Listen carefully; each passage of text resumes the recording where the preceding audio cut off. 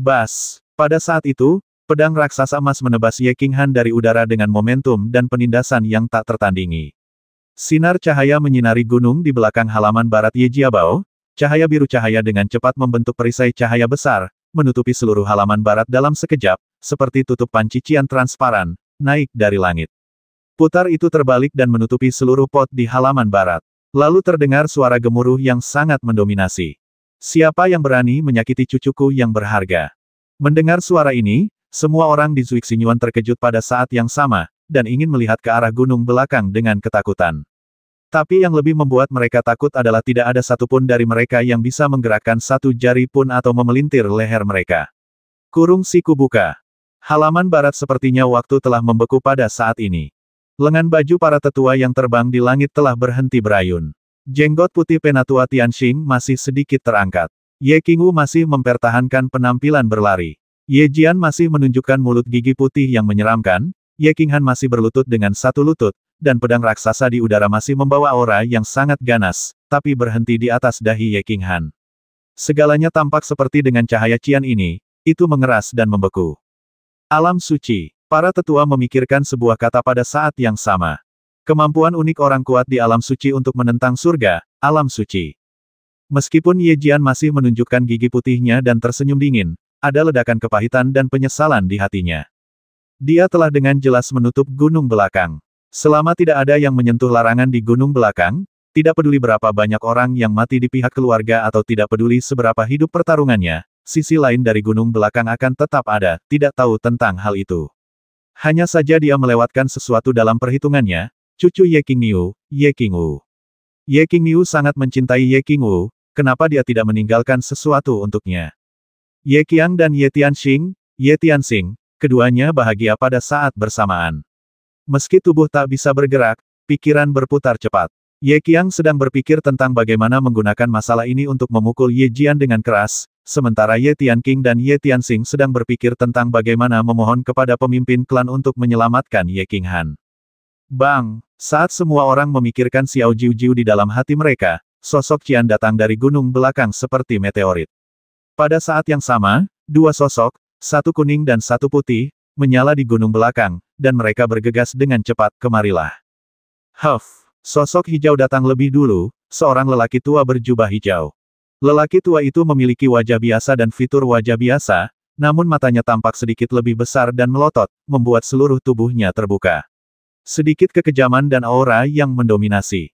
Begitu lelaki tua berjubah hijau itu mendarat di tanah, pertama-tama dia mendengus keras dan memandang semua orang di lapangan. Dia hanya menatap Ye Qingwu dengan gugup dan hati-hati, seolah ingin melihat apakah cucunya yang berharga hilang rambut. Mao, terluka ringan. Bang! Sosok hitam dan sosok putih juga perlahan mendarat, memandangi Taman Zuixin yang kacau, Ye Rong di tanah yang memegangi lehernya dan menolak untuk menatap, dan garis emas di udara. Pedang besar berwarna. Pria tua berbaju hitam itu sedikit mengernyit, dan dengan lambaian tangannya yang besar, dia dengan lembut mengayunkan pedang raksasa emas yang telah diubah Ye Jian dengan mengubah energi perang seluruh tubuhnya, dan berkata dengan ringan, Qingyu, lepaskan medannya.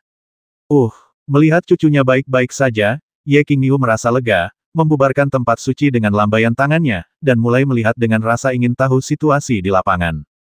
Sepertinya sedang terjadi pertempuran besar di sini. Dahi, bagaimana bisa ada aura kekuatan ilahi? Melihat pemuda acuh tak acuh dan sombong dengan kepala terangkat tinggi, Ye Qingyu sepertinya berpikir bahwa sesuatu yang menarik pasti telah terjadi hari ini, dan dia dengan cepat mulai berbicara dengan Ye Qingwu dengan suara rendah. Ups! Para tetua di udara dengan cepat mendarat ketika mereka melihat Ye Qingyu mengangkat tempat suci. Mereka semua berlutut dengan 4 orang di lapangan dan berkata dengan keras, temui Bapak Bangsa dan 2 tetua tertinggi. Ya, Ye Tianlong berkata dengan ringan. Meskipun dia hanya berdiri di sana dengan tenang tanpa melepaskan sedikit pun semangat juang atau tekanan, semua orang masih merasa bahwa sosok hitam yang tidak terlalu tinggi itu setinggi gunung, membuat orang merasa sedikit tertekan tanpa disadari. Ye Tianlong menyapu kerumunan dengan ringan, memandang Ye Rong yang meninggal secara tragis, memandang Ye Qinghan yang tidak mengubah warnanya di bawah pedang raksasa tadi, dan akhirnya melihat seorang pria berpakaian putih dengan rambut seputih salju seolah-olah dia sedang tidur nyenyak. Ye Qingyu, yang tertegun, akhirnya memiliki sedikit emosi di wajahnya, dan berkata dengan sedikit marah siapa wanita itu. Tempat itu. Sunyi. Sejak Ye Tianlong tiba, mereka telah memikirkan tentang apa mereka menjelaskan kepada pemimpin klan apa yang baru saja terjadi, dan mereka semua menunggu untuk menanggung kemarahan pemimpin klan, tetapi mereka tidak menyangka bahwa pertanyaan pertama Ye Tianlong adalah menanyakan siapa wanita itu, tidak tahu bagaimana menjawabnya. Namanya Ye Qingyu, dia saudara perempuanku, dan dia sudah mati. Saat para tetua membuka mulut mereka untuk menjelaskan, sebuah suara dingin terdengar di antara penonton. Kurung siku buka. Ye Tianlong perlahan berbalik setelah mendengar jawabannya. Melihat pemuda di depannya yang berpakaian hitam, berlumuran darah, dan memiliki wajah dingin, dia merasa sedikit akrab. Dia mengerutkan kening dan berkata lagi, siapa kamu? Ye Qinghan sepertinya telah mendengar lelucon yang sangat lucu, ingin tertawa tetapi tidak tertawa terbahak-bahak, sudut mulutnya bergerak-gerak, dan berdiri perlahan dengan kaki gemetar. Namaku Ye Qinghan, putra Ye Dao, aku dulunya adalah cucumu, tapi, tidak sekarang. Ye Dao, putra Ye Dao. Mendengar nama Ye Dao, Ye Tianlong mengerutkan kening lebih erat, melambaikan tangannya untuk memberi isyarat kepada para tetua di belakangnya yang ingin berbicara untuk tutup mulut, dan terus bertanya dengan suara yang dalam. Berkata mengapa sebelumnya, tetapi tidak sekarang. Juga, mengapa mereka ingin membasmimu. Melihat wajah Ye Tianlong yang samar-samar familiar, namun asing, Ye Qinghan tertawa pada dirinya sendiri. Mengapa tidak? Tanda tanya. Karena, aku tidak ingin menjadi cucumu lagi, karena aku tidak ingin bernama Ye. Adapun mengapa mereka ingin membasmiku? Sederhana saja, aku membasmi banyak orang hari ini. Aku membasmi Ye Bao dan murid intiku Ye Qingxi. Dia menghancurkan putra tertua keluarga, Ye Qingkuang, yang telah berkultivasi selama lebih dari 20 tahun, dan membasmi Ye Rong yang lebih tua, dan bahkan, aku ingin membasmi Ye Jian.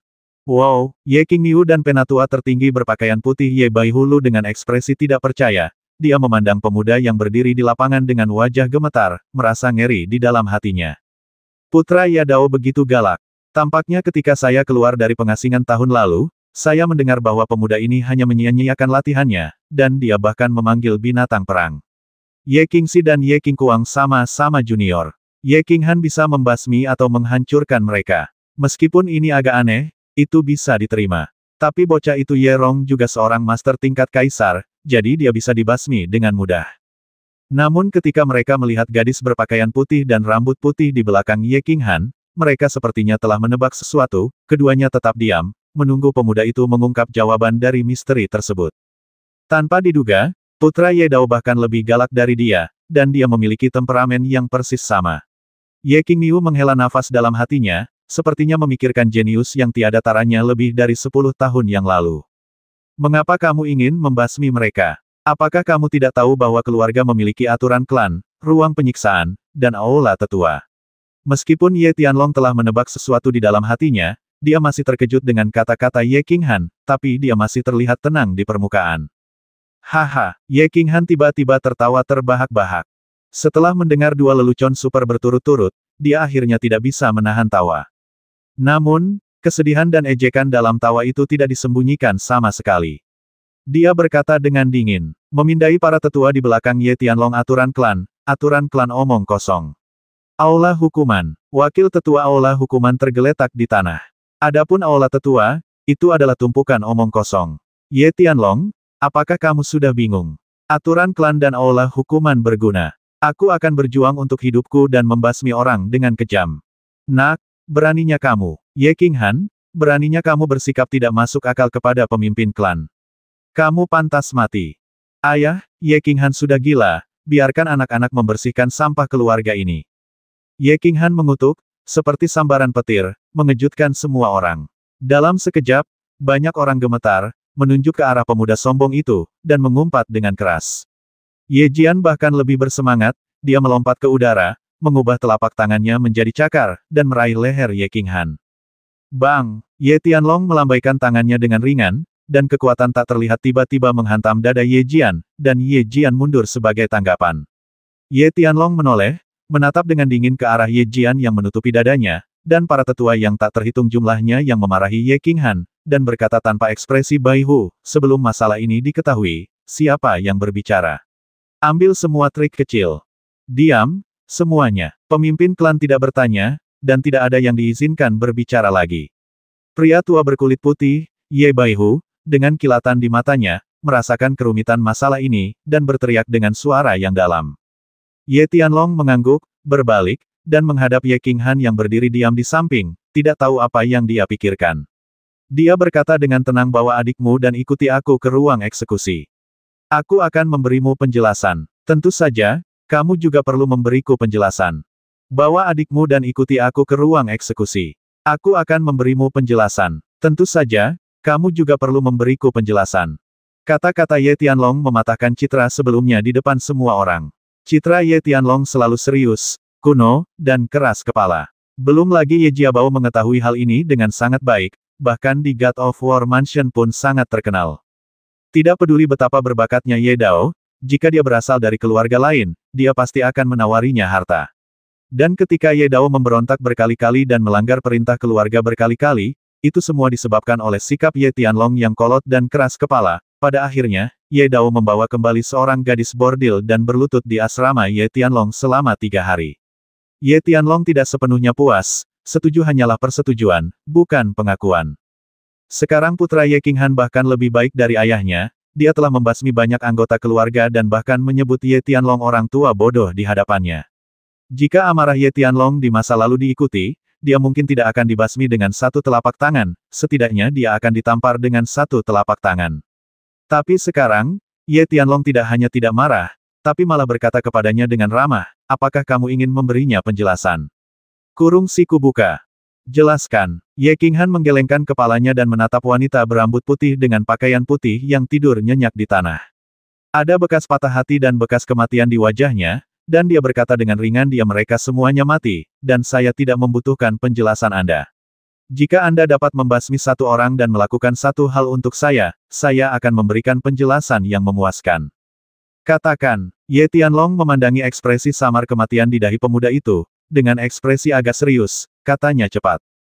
Bantu aku membasmi Sue Wuhen, kepala keluarga muda keluarga Sue, dan pergi ke Xishan untuk membantu ibuku memindahkan kuburnya agar orang tuaku bisa dikuburkan bersama. Ye Qinghan mengangkat kepalanya dan berkata.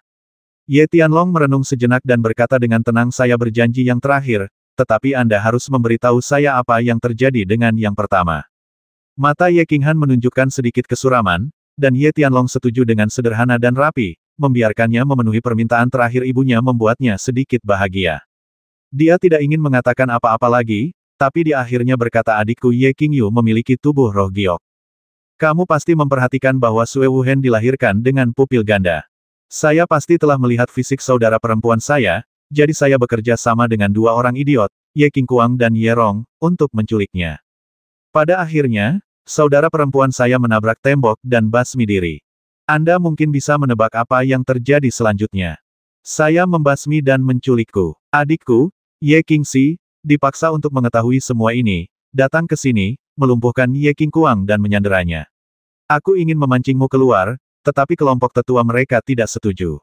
Kemudian, aku diserang oleh Ye Jian, dan saudara perempuanku adalah selamatkan aku, korbankan jiwamu, jadi aku mendapatkan kekuatan tempur tingkat kaisar dalam waktu singkat, basmi Ye Rong, dan kemudian kamu akan datang, sesederhana itu. Ye Tianlong mendengarkan dengan tenang, tanpa ekspresi di wajahnya, tetapi semakin dia mendengarkan dahinya, kedua alis tebal di wajahnya semakin mengerutkan kening.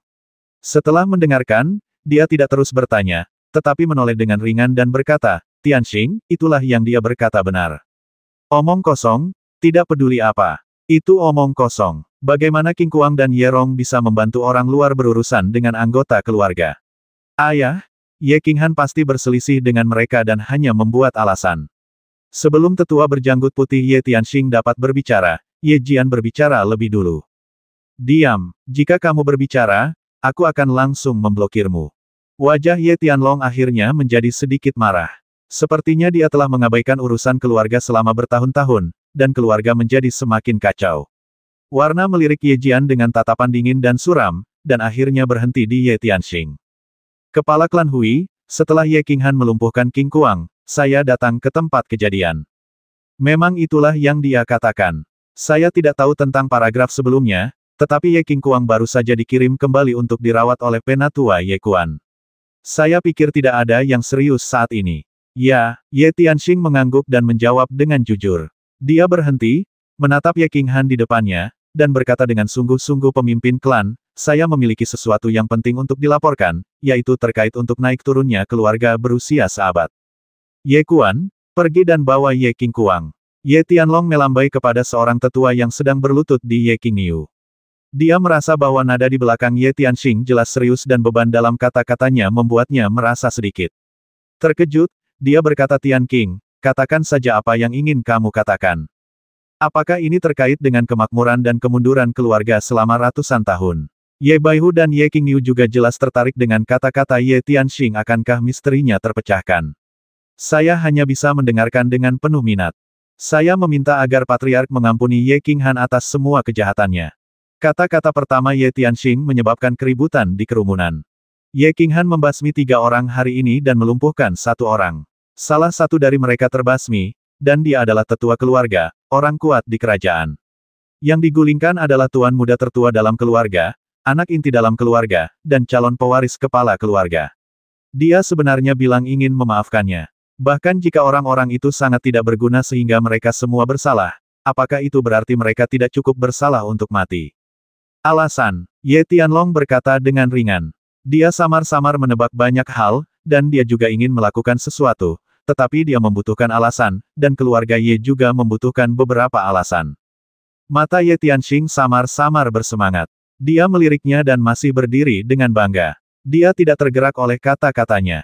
Ye King Han berkata, karena Ye King Han mungkin memiliki binatang yang sangat kuat di tubuhnya, setidaknya puncak kelas 8, dan kemungkinan besar itu adalah binatang suci, atau lebih tinggi. Apa, selanjutnya, menurut kesimpulan saya, Ye King Han juga memperoleh keterampilan tempur gabungan yang menantang surga yang dapat langsung membasmi keterampilan super pada tingkat yang sama dengannya. Ye Rong mati karena keterampilan ini. Ye Tianxing melanjutkan, ada bom yang dilempar yang membuat jiwa semua orang di lapangan gemetar. Diam, keheningan yang mematikan. Seluruh tempat menjadi sunyi, sunyi senyap, diam-diam memikirkan makna mendalam yang terkandung dalam 2 kalimat ini. Binatang suci. Bahkan lebih tinggi dari binatang suci, gabungan keterampilan tempur dapat langsung mengalahkan keterampilan menantang surga pada tingkat yang sama. Semuanya seperti sambaran petir, meledak di hati setiap orang, membuat mereka berdebar dan gemetar. Apakah itu benar? Nada suara Ye Tianlong masih tenang, tetapi tangannya yang tersembunyi di balik lengan bajunya sedikit gemetar, mengkhianati hatinya. Apakah itu benar atau tidak ada hubungannya denganmu. Sejak jiwa saudara perempuanku dikorbankan, aku berkata pada diriku sendiri bahwa aku tidak akan lagi menjadi anggota keluarga Ye seumur hidup, dan aku tidak akan menjadi hantu dari keluarga Ye. Keluarga Ye dalam kematian. Keluarga Ye. Saya tidak memiliki keterikatan lagi. Ye King Han menurunkan matanya dan menatap Ye King Yu di tanah, diam-diam. Setelah waktu yang lama, ketika Ye Tianlong tidak sabar untuk tanya lagi, katanya ringan, dengan suara dingin, tidak ada jejak kehidupan. Semua orang dan Ye Tianlong tidak menyangka akan mendapat jawaban seperti itu. Mereka semua tercekik oleh kata-kata Ye King Han dan tidak tahu bagaimana harus menanggapinya.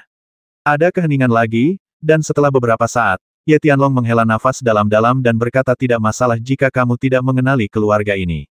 Jika kamu tidak mengenali saya sebagai kakekmu, aku juga tidak menyalahkanmu. Aku hanya bertanya padamu, Ye. Apakah yang dikatakan Tian King benar? Mendengar pengakuan kesalahan Ye Tianlong yang agak bersalah dan tidak langsung, Ye King Han akhirnya mengangkat matanya yang lebih rendah dan secara intuitif berkata dengan sederhana, tentu saja. Wow, mengerti Ye. Konfirmasi King Han membuat banyak orang merasa bersemangat dan rumit lagi. Itu binatang suci. Berapa kali binatang suci muncul dalam ribuan tahun sejarah keluarga Ye? Tidak, hanya ada satu, hanya leluhur Ye Ruo Shui yang muncul. Namun, binatang suci ini memang telah membawa kejayaan dan kemakmuran selama ratusan tahun bagi keluarga Ye. Dan anak ini tidak hanya muncul dengan binatang suci, tapi juga muncul dengan keterampilan tempur gabungan yang menantang surga. Sampah, kalian sekumpulan sampah. Sementara semua orang berpikir dalam diam, Ye King Niu, yang berdiri di samping, telah mengangkat matanya yang besar dan melotot, mengulurkan jari-jarinya, menunjuk ke arah para tetua dan mengutuk, kalian para tetua dari Beast Hall tumbuh besar dengan makan kotoran. Kenapa kamu tidak melaporkan hal sebesar itu? Sekarang situasi seperti itu telah muncul, menurutmu bagaimana ini akan berakhir? Setelah memarahi para tetua dan tidak menunggu penjelasan mereka, Ye King Niu melambaikan tangannya, dengan cepat menekan amarah di wajahnya, dia berbalik dengan senyuman cabul, nak, namamu Ye King Han, kan? Aku akan membantumu membasmi Sue Wuhen yang kamu sebutkan. Jika kamu macam-macam denganku di masa depan, aku berjanji kamu bisa berjalan menyamping di God of War Mansion, bagaimana? Dan kamu juga disembunyikan dan diselipkan. Beri aku jawaban yang pasti, jangan membuat kesalahan yang sama, aku tidak suka mendengarnya. Melihat Ye Qingyu yang tersenyum jorok di depannya, melihat Ye Qingyu yang tampak khawatir di kejauhan, Ye Qinghan ragu-ragu sejenak, lalu berkata dengan tenang, binatang suci, binatang pemakan jiwa, menggabungkan keterampilan tempur, pusing jiwa, dapat membasmi level yang sama secara instan. Dan, terima kasih, senior, dan menurutku kebaikan Ye Qingyu tidak diperlukan lagi. Ye Tianlong melirik Ye Qingyu dengan cemas, dan Ye Baihu di sebelahnya juga menggerakkan sudut mulutnya. Ye Tianxing, Ye Tianxing dan Ye Qiang berdiri dengan cemas, mereka semua memahami niat kematian yang terkandung dalam kata-kata pemuda itu, dan mereka semua menjadi ketakutan, dengan kecemasan dan penyesalan di mata mereka. Semua orang terdiam, tapi Ye Qingyu di sebelah Ye Qingyu berteriak dengan semangat, Ye Qinghan, jangan melakukan hal bodoh, lebih baik mati daripada hidup. Kamu masih sangat muda, kamu masih memiliki panggung yang lebih besar, kamu masih memiliki. Tidak, Ye Qinghan menyela Ye Qingyu. Melihat wajahnya yang murni dan cantik, dia menggelengkan kepalanya dan berkata dengan ringan, tidak, aku tidak punya apa-apa, aku tidak punya apa-apa. Ayahku sudah meninggal, sayangku ibu sudah meninggal, dan sekarang adikku juga sudah meninggal. Kenapa aku hidup? Untuk siapa lagi aku bisa hidup?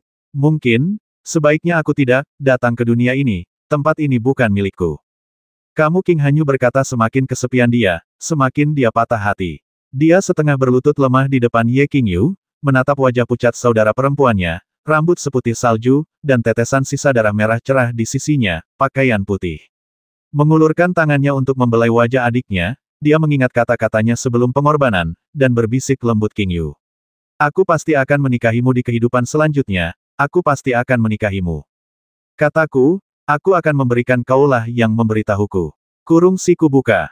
Ye Qinghan melirik Ye Tianlong untuk terakhir kalinya, dan perlahan-lahan mengeluarkan belati hitam di betisnya. Semua orang merasa sangat rumit di hati mereka, tetapi tidak ada dari mereka yang mencoba menghentikannya, dan tidak ada cara untuk menghentikannya. Jika hati seseorang sudah mati, siapa yang dapat menyelamatkannya? Aku tidak butuh penjelasanmu. Ye Tianlong menggelengkan kepalanya, dan ketika dia bergerak, cahaya kuning tiba-tiba mekar dari tubuhnya. Cahaya kuning tidak menyebar ke segala arah, tetapi lurus ke depan. Dia menyelimuti Ye Qinghan dan menghentikan basmi diri Ye Qinghan. Lalu dia melambaikan tangannya, dan tangan Ye Qinghan yang memegang belati perlahan jatuh, lalu dia pingsan dengan kepala miring. Hanya bercanda, dia adalah murid kedua dari keluarga Ye yang memanggil binatang suci dan harapan masa depan keluarga Ye. Jika dia basmi diri di depannya, dia tidak akan bertatap muka dengan leluhurnya setelah kematian, jadi dia dengan tegas melepaskan tempat perlindungannya dan membuat Ye Qinghan pingsan. Qingyu, bawa dia dan gadis itu ke gunung belakang dan periksa dengan cermat jiwa gadis itu. Aku merasa dia belum mati, tapi jiwanya telah rusak parah. Mari kita lihat apakah ada cara untuk menyelamatkan kedua saudara laki-laki dan perempuan itu. Ye Tianlong langsung mengirimkan pesan itu kepada Ye Qingyu, lalu berbalik, memandangi selusin tetua di depannya dengan wajah gelap, dan berkata dengan marah, Baihu, ambil tubuh Ye Rong dan segel benteng Ye Jia. Larang apapun berita bocor, yang lain datang ke ruang eksekusi saya. Kurung siku buka. Ya, ayah, ya, pemimpin klan. Melihat Ye Tianlong yang suram, semua orang merasakan hawa dingin di hati mereka, ruang eksekusi. Tampaknya pemimpin klan akan menegakkan hukum klan. Aula eksekusi Ye Jia. Ye Tianlong duduk diam di kursi utama, ekspresinya sedikit rumit, dan dia tampak tenggelam dalam pikirannya. Ye Jian dan Ye Qian masing-masing berdiri di kiri dan kanannya, dan para tetua berdiri di kedua sisi. Ye Tianlong tidak berbicara, dan semua orang tidak berani berbicara. Mereka semua mengalihkan pandangan dan berpikir. Ye Jian. Setelah sekian lama, Ye Tianlong tiba-tiba berkata. Ada emosi yang tidak bisa dijelaskan di mata Ye Jian. Dia maju selangkah dan mengangkat tangannya, berkata dengan suara yang dalam, Ayah. Apakah kamu tahu kesalahanmu? Ye Tianlong terus berbicara, mengatakan sesuatu yang membingungkan para tetua. Minta maaf. Mata Ye Jian bersinar karena terkejut, dan kemudian dia berkata dengan wajah serius, anak saya telah bekerja dengan rajin dan diam-diam demi kemakmuran keluarga Ye selama ini. Saya tidak tahu kejahatan apa yang telah dia lakukan. Ya, Patriark, Tuan Kota Ye Jian telah bekerja keras untuk keluarga selama ini, dan semua orang telah melihatnya, jadi mengapa dia bersalah? Ya, kita semua bisa bersaksi. Kata-kata Ye Tianlong menimbulkan kecurigaan yang tak terhitung jumlahnya para tetua, dan dia dengan cepat membungkuk pada Ye Jian, dia menjelaskan. Ye Tianlong melambaikan tangannya dengan sedikit lelah, memberi isyarat kepada para tetua untuk diam. Setelah hening beberapa saat, dia berkata dengan serius, tahukah kamu mengapa keluarga Ye kita, dan bahkan 5 keluarga besar dari rumah Dewa Perang, dapat berdiri selama 1000 tahun?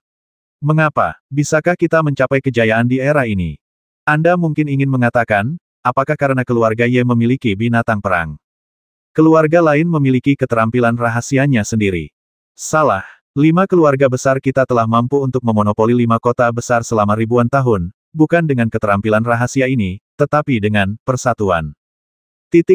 Anda tidak salah dengar. Itu adalah persatuan. Jika sebuah keluarga ingin bertahan selama ribuan tahun, pastinya tidak bergantung pada tuan. Apakah tuan masa lalu kuat? Tidak berbicara tentang dinasti masa lalu, mari kita bicara tentang tuan istana kita saat ini, Long Pifu. Apakah dia kuat? Puncak alam suci, dia bisa bertarung melawan saya dan 2 tetua tertinggi sendirian. Tapi di mana lagi? Dia 100 tahun dari sekarang. Bisakah keturunannya terus menjadi penguasa istana? Keluarga yang kuat tidak membutuhkan satu tuan, tetapi banyak orang yang bersatu. Tuan, keluarga Ye kami cukup beruntung untuk bangkit dalam perang yang menghancurkan dunia ribuan tahun yang lalu dan berlanjut hingga hari ini. Itu tergantung pada perjuangan para pendahulu yang tak terhitung jumlahnya dan kekuatan tempur mereka yang tak tertandingi. Sebuah benteng adalah yang paling mudah dikalahkan. Itu dihancurkan dari dalam. Tapi hari ini, Anda telah kecewa saya. Untuk beberapa kepentingan Anda sendiri, Anda telah melupakan aturan klan dan instruksi nenek moyang Anda. Anda sudah mulai berkelahi di antara Anda sendiri dan bahkan mulai bersatu dengan orang luar untuk menangani anak-anak keluarga. Saya rasa jika ini berlanjut, dalam waktu kurang dari 100 tahun, keluarga Ye akan menghilang begitu saja dan benar-benar menghilang dalam sejarah benua Yanlong. Setelah Ye Tianlong selesai berbicara, dia tampaknya telah berusia lebih dari 10 tahun, dan dia tampak seperti sedikit lelah dan sedikit sedihnya, dia bersandar di kursi perunggu besar. Kami bersalah. Ye Jian dan Ye Qiang semua berlutut dengan cepat dan berkata dengan suara yang dalam, wajah mereka semua muram, mereka diam dan dengan hati-hati mempertimbangkan arti mendalam dari kata-kata Ye Tianlong. Ayah, anak itu menyadari kesalahannya. Kurangnya disiplin anak itulah yang menyebabkan kesalahan besar. Anak itu bersedia mengundurkan diri sebagai penguasa Changcheng dan merenung di balik pintu tertutup. Ye Jian tahu bahwa Ye Tianlong benar-benar marah hari ini, dan matanya berkedip, tidak lagi membela Ye Qingque, dan mengambil inisiatif untuk mengakui kesalahannya. Kurung siku buka. Bang! Ketika Ye Tianlong mendengar kata-kata Ye Jian, dia tidak merasa lega sama sekali. Sebaliknya, dia menjadi sangat marah. Dengan lambaian tangannya, kekuatan tak terlihat menghantam dada Ye Jian, menyebabkan dia terbang mundur, memukul dinding dan bangkit kembali. Masih berdalih, 10 tahun yang lalu, Ye Dao terluka parah dan meninggal ketika dia dicegat oleh 4 Kaisar Ibel 15 di Gunung Luoshan. Apakah kamu pikir aku tidak tahu bahwa kamu secara tidak langsung memberitahunya? Hari ini, meskipun aku tidak begitu mengerti apa yang terjadi pada Ye Qinghan. Tapi mengapa kamu memerintahkan orang untuk memblokir gunung belakang? Ye Qinghan ingin bertemu denganku. Mengapa kamu menghentikanku? Jika bukan karena keegoisanmu, Ye Rong akan mati. Jika bukan karena keegoisanmu, Ye Rong akan mati. Jika bukan karena keegoisanmu, Ye Rong akan mati. Jika bukan karena keegoisanmu, Ye Rong akan mati. Jika bukan karena keegoisanmu, Ye Rong akan mati. Jika bukan karena keegoisanmu, Ye Rong akan mati. Bukan untukmu, gadis yang berisi tubuh roh giok yang belum pernah terlihat selama 1 abad akan memilih dalam kemarahan. Pengorbanan jiwa, bukan karena kamu, apakah Ye Qinghan akan begitu berhati dingin terhadap keluarga? Bukan karena kamu, situasi saat ini akan sangat tegang. Itu karena kamu, idiot. Keluarga kehilangan prajurit tingkat kaisar dan tubuh spiritual batu giok, hampir kehilangan harapan untuk membuat keluarga sejahtera. Ayah, saya salah, tolong beri saya kesempatan lagi. Melihat mata dingin Ye Tianlong dipenuhi dengan kekecewaan dan sangat disayangkan, Ye Jian merasa dingin di hatinya setelah mendengar rahasia ini tersembunyi jauh di dalam hatinya. Dia berjuang dan berlutut dengan keras, tanah, tubuhnya sedikit gemetar. Dia tahu bahwa ayah yang buruk pasti akan membasminya hari ini. Ye Qiang berdiri di depan Ye Tianlong dan merasakan niat membasmi yang samar dari ayahnya. Dia segera berlutut dengan panik dan berkata, "Ayah, beri aku kesempatan lagi. Kamu juga mengatakan bahwa kepentingan keluarga adalah yang paling penting." Kata para tetua, juga saling memandang dan berlutut pada saat yang sama. "Tolong beri Patriark kesempatan lagi kepada Ye Jian. Saya telah menyadari kesalahan saya." Ye Tianlong terdiam lagi. Setelah waktu yang lama, dia melambaikan tangannya dengan lemah dan berkata, "10 tahun yang lalu, saya memberi Anda kesempatan. Meskipun kata-kata saya samar-samar, Anda tidak boleh sebodoh itu. Sekarang begitu banyak orang yang menjadi perantara bagi Anda, saya akan memberi Anda kesempatan lagi. Pergi ke gunung belakang untuk bertanya Sin Cliff sendiri. Jika Anda tidak berkultivasi ke tingkat suci, Anda tidak diperbolehkan meninggalkan gunung. Jika Anda tidak dapat menerobos dalam hidup Anda, tetaplah di sana selama sisa hidup Anda. Saya akan memberi Anda nasihat. Apa yang kamu praktikkan di alam kekaisaran adalah tataran pikiranmu, dan apa yang kamu pahami adalah jalan surga. Jika kamu masih melekat pada keegoisan kebencian, kamu akan menemui ajal dalam hidup ini. Matilah pegunungan." "Terima kasih, Ayah." Ye Jian tahu. Ye Jian menundukkan kepalanya, berbalik dan pergi, ekspresinya sedikit bingung, langkahnya terhuyung, dia sepertinya sedang memikirkan sesuatu, dan dia sepertinya menyesali sesuatu. Melihat langkah Ye Jian yang mengejutkan, semua orang terdiam. Mereka tahu bahwa Ye Tianlong meminta mereka untuk datang ke ruang penyiksaan, dan mereka tahu bahwa Ye Tianlong akan menjadi gila. Tetapi mereka tidak menyangka bahwa Biao begitu kuat sehingga dia langsung memenjarakan Ye Jian, negara suci. Tidak mudah bagi orang suci untuk menerobos. Ye Jian kemungkinan besar akan mati di pegunungan selama sisa hidupnya. Mata Ye Tianlong juga redup, dan dia bersorak bawa Ye Qingxi ke atas. Ye Qingxi digendong, pinggang dan perutnya dibungkus kain putih, dan wajahnya pucat. Begitu dia tiba di ruang eksekusi, dia berteriak, "Kakek, kamu harus membuat keputusan untukku. Ye Qinghan menyerangku secara diam-diam dan menghancurkan latihanku selama lebih dari 20 tahun. Kamu harus membasminya untukku." Jelas, meskipun dia dikirim ke bawah untuk memulihkan diri, namun masih melalui beberapa saluran berita.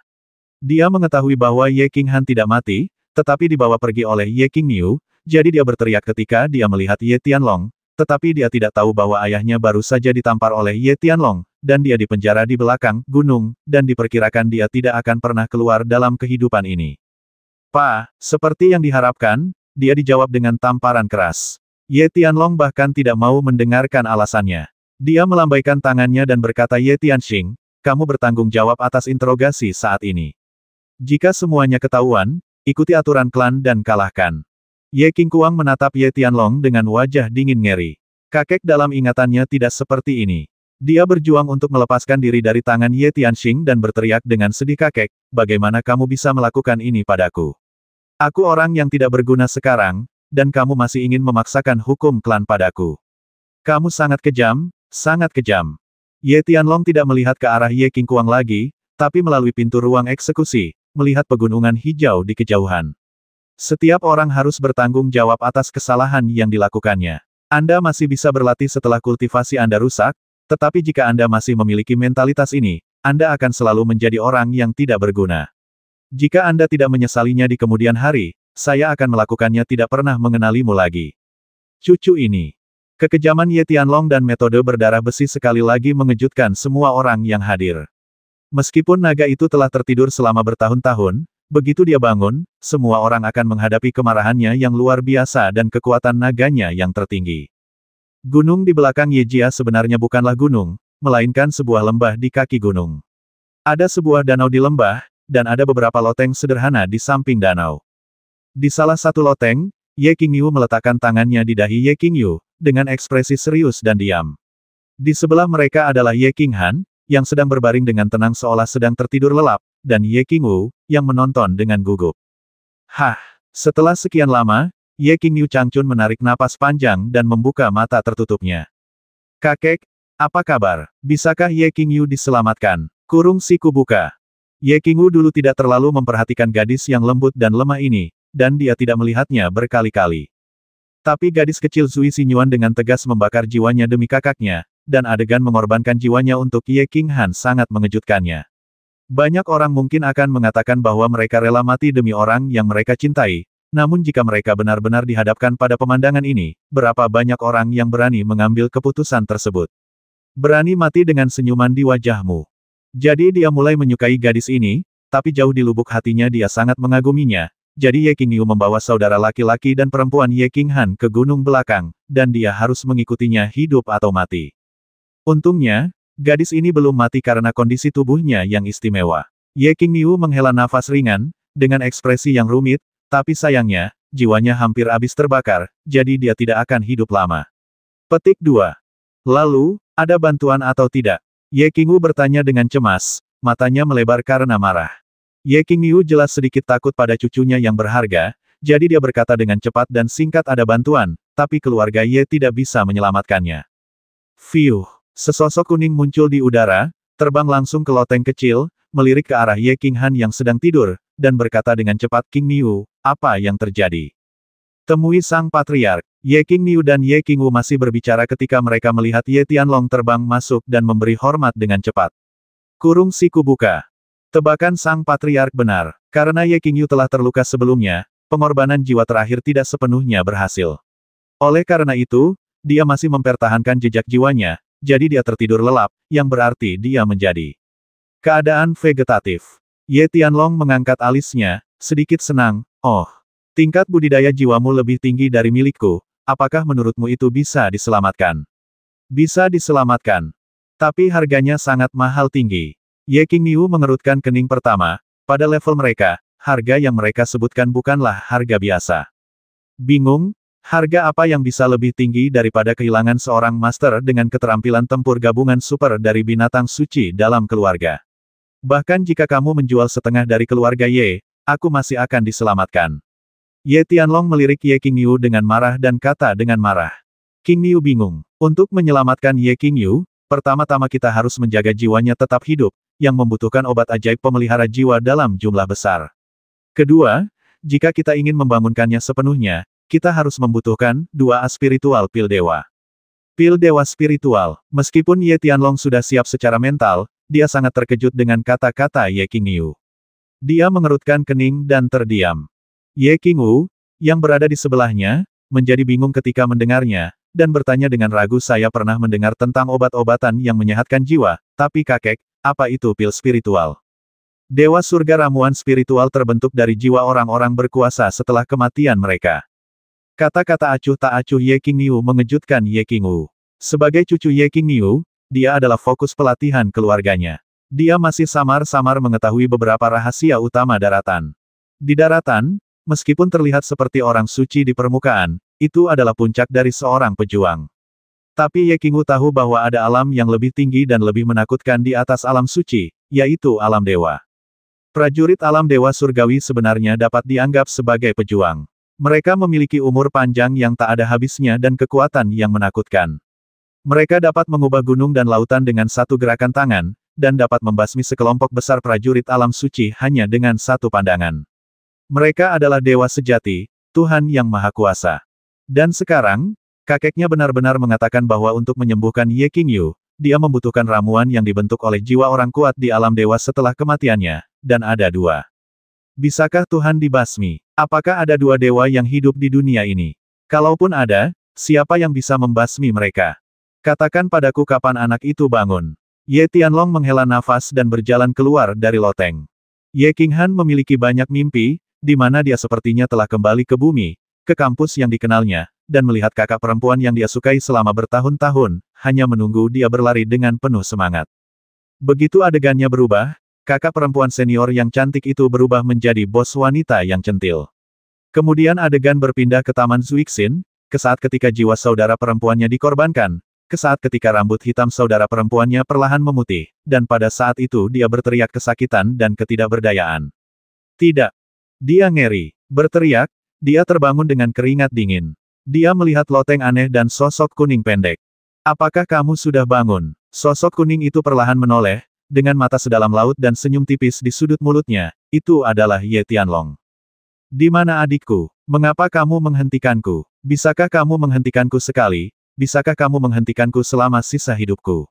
Ye Qinghan memutar matanya, mengingat semuanya sebelum dia jatuh koma, dan sudut mulutnya mengejang dan menjilat bibir kering, ekspresi dingin di wajahnya. Ye Tianlong memandang pemuda yang keras kepala itu, dan sepertinya melihat seseorang dari masa lalu, Ye Dao, dan berkata dengan ringan setelah hari ini, aku tidak akan menghentikanmu lagi, ikutlah denganku, jika kamu ingin menyelamatkanmu kata-kata kakakku. Melihat tubuh Ye Tianlong yang pendek dan ramping saat dia berjalan keluar ruangan, Ye Qinghan masih tidak mengerti mengapa dia tidak menghentikannya setelah hari ini. Tapi setelah mendengar kalimat terakhir, matanya tiba-tiba terbuka lebar, dan dia segera melompat dan mengejar ke arah Ye Tianlong. Pemimpin klan. Di ruangan lain, Ye Qingniu melihat Ye Tianlong dan Ye Qinghan masuk.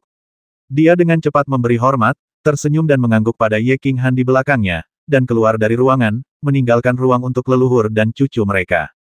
Berbisik, melihat tempat tidur besar di kamar, adikku terbaring dengan tenang, seperti kecantikan yang tertidur lelap. Mata Ye Qinghan tiba-tiba kabur, dia melangkah mendekat, setengah berlutut di samping tempat tidur, dan memegang erat tangan dingin adiknya. Spray berwarna putih, gaun berwarna putih, wajah pucat, dan rambut seputih salju membuat ruangan ini terlihat begitu istimewa dan mempesona. Adikmu belum mati, dan kamu tidak perlu buang air kecil seperti wanita. Seorang pria harus menemukan cara untuk menyelesaikan masalah daripada menangis. Ye Tianlong berdiri diam di samping, dan setelah beberapa saat, dia berkata dengan dingin. Apakah kamu yakin? Setelah mendengar ini, Ye Qinghan mengulurkan tangannya dan berdiri. Meskipun dia tahu bahwa Ye Tianlong, sebagai kepala keluarga, pasti tidak akan melakukan trik menipu apapun, dia tetap bertanya. Sebelum jiwa adikmu dikorbankan, dia terluka dan belum pulih sepenuhnya. Oleh karena itu, pengorbanannya tidak berhasil. Masih ada sisa jiwanya yang tersisa. Dia saat ini dalam keadaan mati suri. Tepatnya, dia adalah keadaan vegetatif. Penatua Ye Qingniu dan saya semuanya sudah dipastikan, dia masih memiliki kesempatan untuk bertahan hidup. Tidak ada pengorbanan yang berhasil. Ye Qinghan ingat bahwa seluruh tubuhnya sangat lemah setelah membasmi Ye Rong. Dia awalnya berpikir bahwa kekuatan misterius hanya bisa menyerang sekali. Di luar dugaan, hal itu terjadi karena pengorbanannya tidak sepenuhnya berhasil. Apakah ada kesempatan? Apakah itu berarti masih ada peluang? Miliki kesempatan saja. Ye Qinghan menoleh untuk melihat saudara perempuannya dan membuat keputusan di dalam hatinya. Menatap mata Ye Tianlong yang dalam, dia berlutut dan berkata dengan nada tegas, tolong lakukan yang terbaik untuk menyelamatkan saudara perempuanku. Aku bersedia memberikan apapun, biaya. Mendengar Ye Qinghan memanggilnya kamu alih-alih kakek, Ye Tianlong merasa tidak berdaya. Tampaknya anak laki-laki ini masih memiliki perlawanan yang dalam terhadap kakeknya yang tidak bertanggung jawab dan keluarga besar Ye. Bangunlah, aku berjanji padamu, tapi kamu harus siap mental, kamu harus membayar banyak, ikut aku. Ye Tianlong berbalik dan berjalan keluar ruangan lagi, kali ini berjalan menuju danau di tengah lembah. Ye Tianlong Qinghan sedikit bingung, kembali menatap adiknya, dan mengikutinya keluar tanpa suara.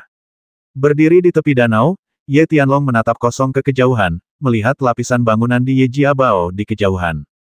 Dia menghela nafas panjang dan mulai bercerita sebelum itu, saya ingin mengatakan beberapa patah kata. Meskipun kata-kata ini mungkin dianggap tidak menyenangkan dan sedikit salah oleh Anda, saya tetap ingin mengatakan. Ayahmu adalah sangat berbakat. Temperamennya juga sangat mirip denganku saat itu. Aku sangat menyukainya sejak aku masih kecil. Saat itu, karena ayahmu lahir dari selirku, Ye Jian dan yang lainnya selalu sedikit menolak dia, dan bahkan sedikit bermusuhan. Dan aku baru saja menerima urusan keluarga, jadi aku tidak terlalu mencampuri urusan antara saudara-saudara mereka. Akibatnya, Ye Jian dan yang lainnya menjadi semakin bermusuhan dengan ayahmu, dan ayahmu menjadi semakin memberontak. Kemudian, di antara semua orang, aku dibawa oposisi, dia menunjuk ayahmu sebagai pewaris pemimpin klan. Akibatnya, Dafang benar-benar membuat marah pihak lain. Kemudian, ayahmu dengan tegas pergi ke Luo Sensan untuk mengobati berbagai penyakit ibumu, tetapi ditolak oleh Dafang.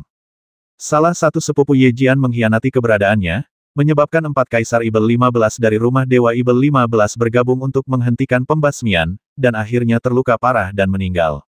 Saya sangat marah atas kejadian itu, dan langsung membasmi anggota keluarga tersebut. Setelah memastikan bahwa Ye Jian tidak mengetahuinya, saya menghukumnya dengan berat meskipun dia mencintainya. Setelah ayahmu meninggal, nenekmu meninggal dalam kesakitan yang luar biasa. Saya sedikit putus asa, sedikit lelah dengan dunia, dan karena alasan lain. Jadi dia pensiun dan tidak peduli dengan urusan duniawi. Tanpa diduga, Ye Jian masih merenungkan apa yang terjadi saat itu, dan ingin membalas dendam padamu, rumah pertama mungkin selalu memusuhi rumah kedua Anda karena apa yang terjadi saat itu, jadi apa yang terjadi beberapa hari yang lalu sayang sekali. Ye Tianlong berhenti dan melanjutkan, saya mengatakan ini tidak untuk menyelamatkan kebencian Anda terhadap keluarga Ye. Aku ingin mengatakan bahwa sebenarnya semuanya salahku. Jika kamu ingin membenci, benci saja aku. Dan kali ini kamu perlu menyelamatkan adikmu, dan kamu juga harus bekerja sama dengan anggota keluarga yang lebih muda. Untuk adikmu, saya harap Anda untuk sementara waktu melepaskan kebencian di hati Anda dan bekerja bersama mereka untuk mengalahkan musuh dan mendapatkan poin. Ye Qinghan memutar matanya, merasa tidak berdaya, sedikit terdiam melihat kefasihan Ye Tianlong. Dia berbicara banyak omong kosong, dan Nangui tahu bahwa dia ingin membujuknya. Namun, untuk menyelamatkan adiknya, dia harus mendengarkan dengan jujur. Dan melengkungkan bibirnya, tenang, apa yang perlu aku lakukan? Kurung siku buka.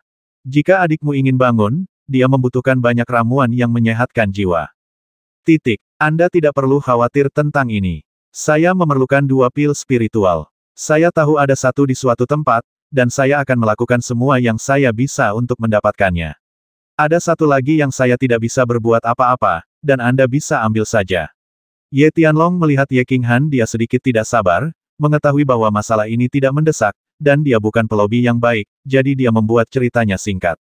Begitu dia mendengar bahwa bisnisnya akan datang, wajah Ye Qinghan menegang dan dia mendengarkan dengan cermat. Setelah mendengarkan, dia berpikir sejenak dan berkata, pil spiritual. Bagaimana cara mendapatkannya? Kamu harus tahu sesuatu tentang Fuzan, 3 bulan kemudian. Ini adalah pertarungan rumah besar yang terjadi setiap 30 tahun sekali. Dan pertarungan rumah besar ini adalah pertarungan rumah elit, dan hanya pejuang muda di bawah usia 30 yang dapat berpartisipasi. Yang harus Anda lakukan adalah memimpin keluarga Ye tim elit untuk berpartisipasi dalam pertempuran rumah. Di bawah premis, cobalah yang terbaik untuk membasmi elit monster dan barbar, dapatkan banyak poin, dan pergi ke kota dewa untuk menukar pil spiritual. Pertempuran istana ini bukan pertempuran istana terakhir, kalau tidak aku akan mengambil tindakan sendiri bahkan jika aku mempertaruhkan nyawaku. Kali ini hanya kamu yang bisa mengandalkan dirimu sendiri sekarang, kamu perlu memperhatikan dalam pertempuran istana. Berbicara tentang bisnis, Ye Tianlong juga punya ekspresi serius di wajahnya, dan perlahan menjelaskan kepada Ye Qinghan dengan suara yang dalam. Setelah sekian lama, Ye Qinghan akhirnya memahami keseluruhan ceritanya. Tampaknya Ye Tianlong, sang kakek, benar-benar siap mengeluarkan banyak uang untuk menyelamatkan saudara perempuannya. Meskipun dia tidak mengerti apa itu pil roh, dia hanya tahu bahwa itu pasti merupakan harta karun yang tiada taranya. Jika tidak, mengapa Anda harus membasmi 10.000 tentara asing tingkat rendah sebagai gantinya? Setelah jeda, dia mengemukakan syaratnya. Saya punya syarat. Kali ini saya akan memimpin tim. Saya tidak ingin siapapun dari rumah besar. Selain itu, saya membutuhkan komando mutlak dari tim elit dalam pertempuran. Ye Tianlong memikirkannya. Dia berdiri dan mengangguk. Saya berjanji. Anda harus berjanji, bahwa Anda pasti akan kembali hidup-hidup. Saya pasti akan kembali hidup-hidup. Perang di rumah. Perkelahian antara 3 suku. Basmi sekuat yang kamu bisa. Jejak cahaya haus darah melintas di mata Ye Qinghan, dan dia mengangguk dengan berat. Melihat ke loteng tak jauh dari sana, melalui jendela loteng, memandangi sosok lemah yang tertidur dengan tenang, ada senyuman di wajahnya yang tak mekar selama beberapa hari. 5 hari kemudian, Changcheng. Dewa 8 pintu masih berdiri di depan gerbang Ye Jiabao dengan kepala terangkat tinggi, mata mereka seperti kilat mengamati kerumunan yang lewat. Tiba-tiba, dari sudut mata mereka melihat pintu samping terbuka dan sebuah kereta mewah perlahan keluar. Kedelapan orang itu menjadi tegang, namun mereka tidak tersenyum atau menunjukkan sanjungan seperti sebelumnya, mereka hanya menegakkan punggung tanpa banyak berekspresi. Ada terlalu banyak gerbong yang keluar masuk Ye Jiapu dalam beberapa hari terakhir, dan suasana hati mereka telah berubah dari gugup di awal, menjadi mati rasa di kemudian hari, menjadi ketidakpedulian sekarang. Tepat di belakang gerbong mewah itu, ada satu lagi, dan setelah itu, ada satu lagi. 4, 5, 9, 10. Semakin banyak gerbong yang datang, wajah 8 orang itu mulai berubah. Terlihat serius. Ketika dia bangun, ekspresinya masih agung, tetapi hatinya sangat terkejut. Kereta mewah ini adalah model terbesar di keluarga Ye. Dapat menampung setidaknya 20 orang. 10 mobil, jumlahnya 200 orang, dan gerbong jenis ini adalah yang paling canggih di keluarga Ye. Itu bukan sesuatu yang hanya bisa dinaiki oleh orang biasa. Ada begitu banyak orang penting di keluarga Ye, kemana mereka pergi? Kurung siku buka. Namun, hanya setengah jam kemudian, gerbang ke sisi Ye Jiabao dibuka lagi, dan 20 gerbong mewah lainnya melaju dengan gagah dan menghilang di jalan lebar Changcheng. Setengah jam kemudian, 20 gerbong mewah besar lainnya tiba. Saudaraku, apa yang terjadi? Keluarga telah mengirimkan 5 hingga 600 master. Apakah ini langkah besar? Melihat gerbong gelombang ketiga perlahan menghilang di ujung jalan, Dewa Pintu akhirnya tidak dapat menahannya lagi dan mulai bertanya pada yang tertinggi di tengah pintu. Dewa Pintu berdiri, dan beberapa orang di sebelahnya juga melirik ke arahnya, mata mereka yang bersinar tidak mampu menyembunyikan keterkejutan mereka sama sekali. Apa yang kamu lakukan? Diam saja, kamu bisa menyelidiki rahasia keluarga. Setelah mendengar pertanyaan pria itu, wajah Dewa Pintu menjadi lebih agung dan dia menegur dengan suara rendah. Tapi dia jelas sangat puas dengan penampilan semua orang. Dia mengamati jalan untuk memastikan tidak ada orang di dekatnya, dan kemudian berbisik dengan suara rendah pertempuran rumah elit. Oh, semua orang dengan cepat menarik tatapan terkejut mereka dan terus melihat ke depan dengan serius, ekspresinya menjadi sedikit lebih serius. Hanya kerutan tebal di dahi mereka yang mengungkapkan pemikiran beberapa orang. Bukankah hanya 2 atau 300 orang yang pergi ke pertempuran rumah elit di masa lalu? Mengapa kali ini Anda mencapai 5 atau 600? Anda tahu, ini adalah keluarga di mana hampir semua tuan muda keluar rahasia apa yang tersembunyi dalam pertempuran ini. Di gunung di belakang Yejia, di depan lembah dan danau, 2 sosok berdiri berdampingan. Pemimpin klan, mengapa kamu mengirim hampir semua tuan muda di keluarga untuk bertarung di rumah elit kali ini? Dan anak itu berada pada usia ini dan memiliki kekuatan untuk bertarung di rumah besar. Apakah kamu merasa nyaman? Ye Baihu, yang berpakaian putih dan tidak berjanggut di wajahnya, bingung, memandang pria berjubah kuning di depannya. Pria berjubah kuning itu berbalik dengan sedikit senyum di wajahnya dan berkata, Baihu, saya pikir kamu tidak akan bertanya, tapi saya tidak menyangka kamu tidak bisa tidak bertanya. Saya pikir inilah yang dilakukan banyak orang, dalam keluarga ingin bertanya. Itu pertanyaan yang tidak berani saya tanyakan. Ya, Ye Baihu mengangguk sedikit. 5 hari yang lalu, Ye Tianlong turun dari gunung belakang, memenjarakan Ye Jian, dan mengusir Ye Qingkuang. Dia sekali lagi menunjukkan warna aslinya sebagai pahlawan hebat. Long terkejut dan semua orang mengaguminya. Tanpa diduga, Ye Tianlong sekali lagi mengambil alih keluarga, dan mengeluarkan beberapa perintah yang membuat seluruh benteng Ye Jia penuh keraguan. Tapi keagungan tertinggi Ye Tianlong di keluarga Ye memaksa para tetua ini untuk melaksanakan instruksi secara diam-diam, tanpa berani mengajukan pertanyaan apapun. Setelah 30 gerbong besar keluar dari pintu samping rumah Ye hari ini, Ye Baihu mau tidak mau menanyakan pertanyaan di dalam hatinya. Sebenarnya niatku sangat sederhana. Aku mengutus orang untuk membeli obat pemelihara jiwa, penting bagi kehidupan dan kekuatan Ye King Han sangat penting, dan saya sangat mengagumi gadis ini. Saya mengirim semua tuan muda dari seluruh keluarga untuk bertarung di rumah karena 2 alasan. Elit. Adapun yang kedua, saya ingin memberi anak laki-laki itu Ye King Han kesempatan untuk mendapatkan kembali elit generasi muda keluarga. Tentu saja, ini juga menciptakan peluang bagi keluarga untuk menyelamatkan Ye King Han dan bertarung dengan begitu banyak anggota muda keluarga. Lagi pula, setelah hidup dan mati, pasti ada perasaan, kan? Poin ketiga, tentang mengirim orang menyebalkan Ye King Han itu untuk bertarung di Elite Mansion, aku sebenarnya sangat enggan. Hal bodoh yang dilakukan Ye Jian, biarkan Ye King Han memiliki perlawanan yang mendalam terhadap keluarga Ye dan aku. Jika kita ingin memenangkan kembali hatinya, akan memakan waktu lama dan banyak hal untuk mempengaruhinya secara perlahan. Jika tidak, jika anak itu menerobos orang suci alam dan menjadi dewa, dia akan melawan Ye. Tidak ada souvenir untuk keluarga, dan dia bahkan bukan anggota keluarga Ye, jadi apa yang bisa dilakukan keluarga Ye? Dan aku mengirimnya untuk bertarung di Elite Mansion, pertama untuk melihat apakah dia bisa menerobos dengan cepat di bawah tekanan kuat untuk menyelamatkan saudara perempuannya, dan kedua karena dia baru saja menerima kerugian yang begitu besar di Yejia, jadi dia akan merasa lebih baik jika dia keluar jalan-jalan. Ye Tianlong berbicara dengan fasih, dengan ekspresi tenang, tetapi sedikit kepercayaan diri dan strategi dalam kata-katanya membuatnya tubuh aslinya yang pendek tampak begitu tinggi. Ye Baihu mengangguk, berpikir sejenak, dan kemudian bertanya, tapi, Patriark, apakah kamu tidak khawatir sesuatu akan terjadi pada anak itu? Bagaimanapun, kekuatannya sangat rendah. Begitu ada berita bahwa dia memiliki binatang suci, terekspos, dia pasti akan menjadi suku Ibel 15 dan suku barbar terdaftar sebagai target yang harus dibasmi. Saya benar-benar khawatir, tapi saya yakin tidak akan terjadi apa-apa pada anak ini. Dan dengan kekuatan anak ini, saya perkirakan dia pasti akan menerobos lagi sebelum dia mencapai kota naga. Ye Tianlong terkekeh dan sepertinya mengingat sesuatu lagi. Ada beberapa hal tentang Bai Hu yang belum kamu ketahui. Bocah itu Ye Qinghan, tahukah kamu berapa tingkat kekuatannya sebelum memanggil binatang perang? Elit tingkat 1. Apa? Kata Ye Baihu sepanjang waktu. Tinggal di gunung belakang, ini adalah pertama kalinya dia mengetahui detail Ye Qinghan. Setelah tertegun sejenak, miliknya matanya berkilat, matanya melebar dan dia mengerutkan kening dan berkata, pemimpin klan, ini tidak masuk akal. 2 hari yang lalu, saya masih ingat anak ini. Di gunung belakang, dia menerobos ke alam komando tingkat kedua. Lebih dari 3 bulan, seorang prajurit elit tingkat 1 menerobos ke tingkat keempat. Mungkinkah dia telah menyembunyikan kekuatannya sebelumnya? Atau apakah dia belum pernah berlatih sebelumnya? Ye! Tianlong menggelengkan kepalanya, dengan sedikit rasa ingin tahu di matanya. He Xingxing tidak, menurut penyelidikan saya, anak ini tinggal di alam elit tingkat pertama sebelum memanggil binatang perang, dan kemudian budidayanya melonjak dengan cepat.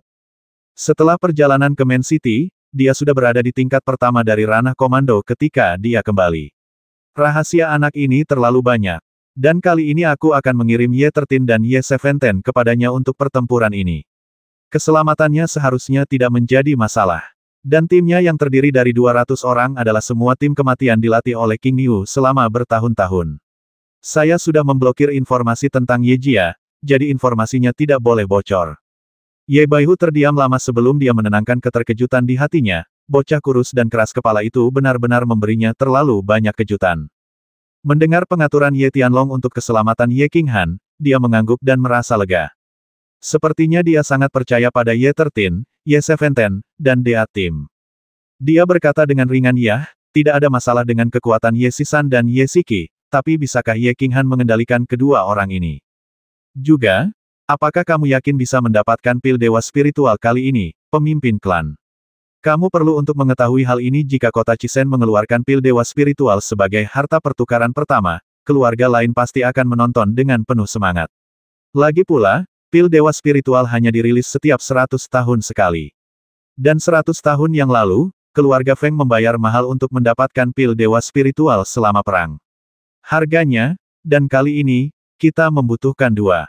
Mendengar pertanyaan Ye Baihu, ekspresi Ye Tianlong juga menjadi serius. Apakah dia bisa mengendalikannya tergantung pada keberuntungan dan kemampuannya. Adapun pil dewa spiritual, Ye Qingniu mengikuti kota, dan harus memenangkan pertukaran pertama dengan benar. Apakah dia bisa mendapatkan begitu banyak poin tergantung pada kinerja mereka dalam pertempuran rumah besar beranggotakan 600 orang. Adapun yang lain, setengah bulan kemudian, kamu duduk di Changcheng, aku akan pergi ke seberang laut, menarik wajah lamaku dan meminta 1. Di atas laut, mendengar kata sisi lain dari laut. Ekspresi Ye Tianlong menjadi jelas penuh hormat, dan bahkan tampaknya ada sedikit ketakutan, dan dia mengangguk dan berkata karena Bapak Bangsa telah mengatur segalanya, pasti tidak ada masalah. Saya harap semuanya berjalan dengan baik. Ye Qinghan sedang tidak dalam suasana hati yang baik, meskipun dia sedang duduk di dalam mobil super mewah. Di dalam gerbong, meskipun dia belum pernah menikmati perlakuan setinggi itu, dia masih merasa sedikit sedih di hatinya. Gerbong itu cukup besar untuk menampung lebih dari 10 atau 20 orang, tapi dialah satu-satunya yang duduk dengan tenang di dalam. Gerbongnya sangat mewah, tidak hanya didekorasi dengan mewah di bagian luarnya, tetapi juga cukup mewah dan nyaman di bagian dalam. Gerobak tersebut ditarik oleh 4 ekor kuda bersayap hitam yang kuat dan cantik dari pegunungan liar, konon mereka dapat menempuh perjalanan ratusan mil sehari tanpa bernapas. Di depan gerbong ada 2 pria berbaju hitam, keduanya adalah penjaga dan kusir. Orang-orang berbaju hitam bernama Ye Sisan dan Ye Siki. Menurut Ye Tianlong, mereka adalah orang mati rahasia dari keluarga Ye. Mereka sangat kuat dan berada di alam bawahan tingkat kedua dan ketiga. Bisa dibilang kini ia menikmati kehidupan bak seorang pangeran, sebuah perlakuan yang bahkan Ye Qingkuang pun belum pernah nikmati, apalagi Ye Qingxian. Namun, Ye Qinghan tidak merasa terhormat atau tersanjung, dia sudah sangat memahami kekejaman dunia ini. Bagaimana jika dia tetap menjadi pecundang itu? Apakah Ye Jia akan memperlakukannya seperti ini? Akankah kakek Ye Tianlong memperlakukannya seperti ini? Bisakah Anda mengatakan bahwa Anda memaafkannya? Jadi dia tidak merasa senang atau bersyukur atas perlakuan tersebut, malah dia merasa sedikit sedih karena harus pergi dari sini dan meninggalkan wanita yang sedang tidur berpakaian putih dan berambut putih di loteng kecil di belakang gunung. Dia telah melakukan perjalanan ribuan mil dan menghabiskan lebih dari 1 tahun jauh dari saudara perempuannya yang lemah dan lembut. Meskipun Ye Tianlong berjanji bahwa dia pasti akan merawat Ye Qingyu dengan baik dalam waktu 1 tahun dan mencoba yang terbaik untuk menyelamatkan nyawa Ye Qingyu, dia masih dalam suasana hati yang sangat sedih dan tidak bahagia. Merasa tidak bahagia, tentu saja dia perlu mencari sesuatu untuk dilakukan. Dia mengambil anggur di meja kecil di gerbong dan mulai minum. Anggurnya adalah anggur yang baik. Sebotol anggur Monkey bernilai puluhan koin kecubung, tetapi semakin banyak saya minum, semakin saya merasa tidak bahagia. Melihat Chang Cheng semakin jauh di belakang kereta, anggur Monkey manis di mulut saya sepertinya menjadi lebih banyak dan semakin pahit saat aku meminumnya. Bangunlah. Suasana hati Ye Shiki juga sedang buruk. Meskipun keluarganya mengajarinya sejak kecil bahwa mereka tidak boleh dalam suasana hati seperti itu, dia masih sedikit tidak bahagia.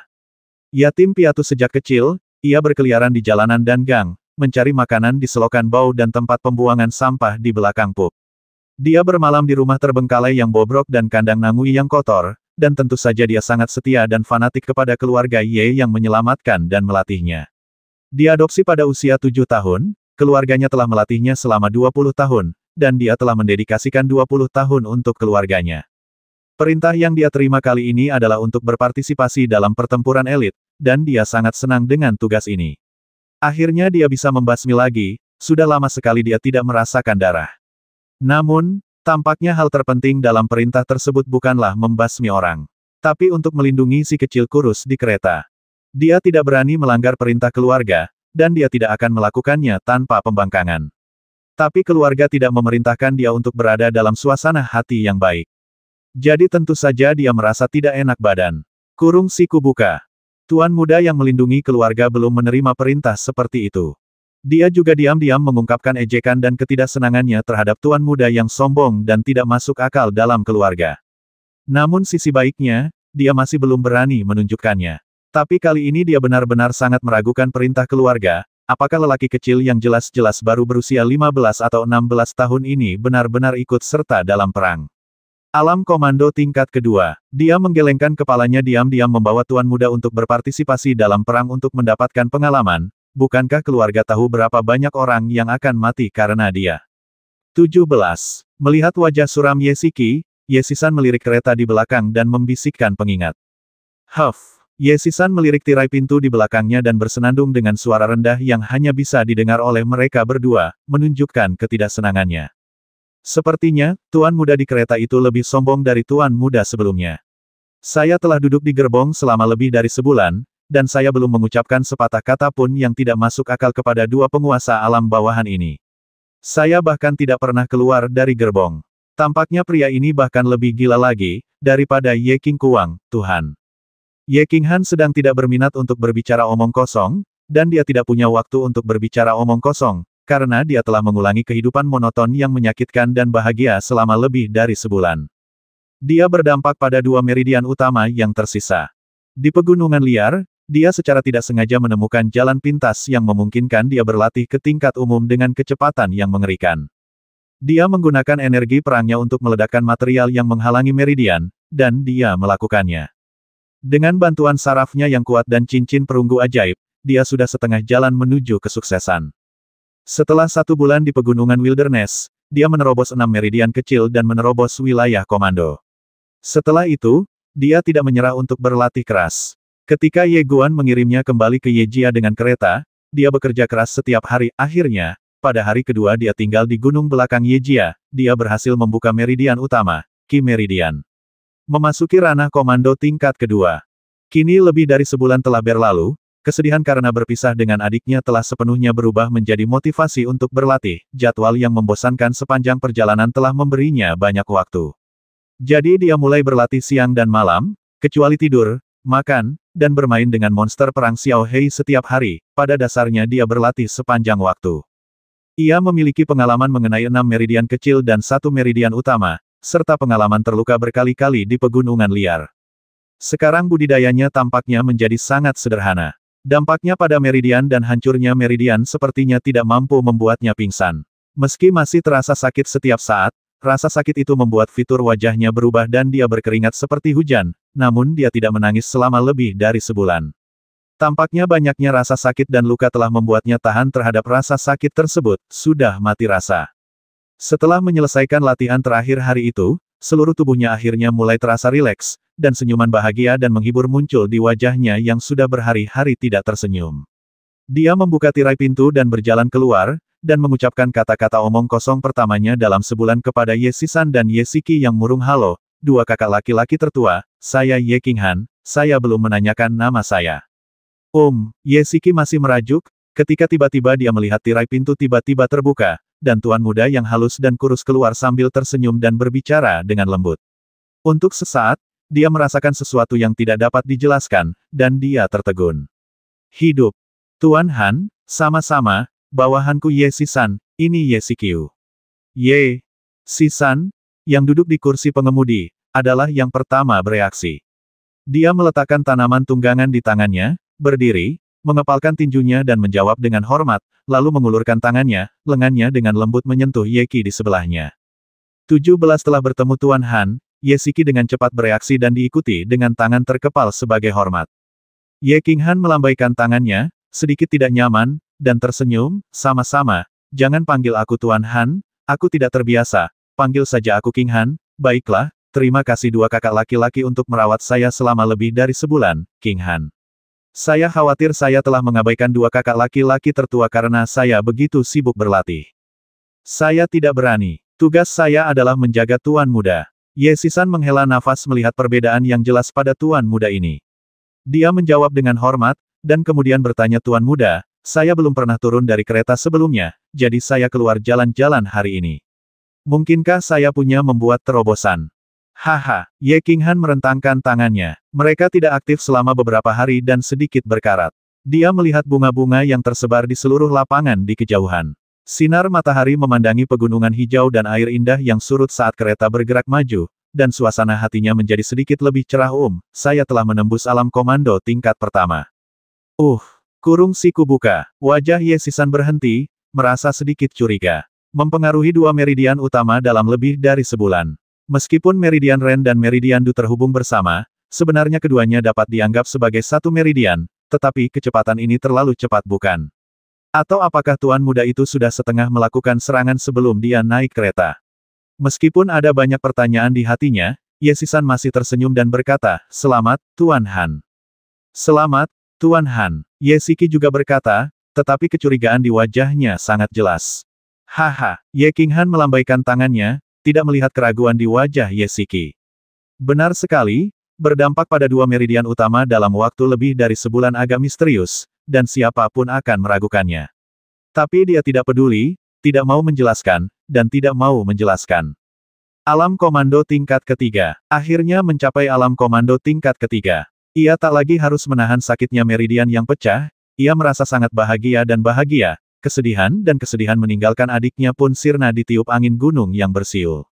Kekuatan, hanya dengan kekuatan yang terus-menerus Anda dapat bertahan dalam pertempuran elit dan membasmi lebih banyak orang, atau lebih tepatnya, Ibel 15 atau Barbar.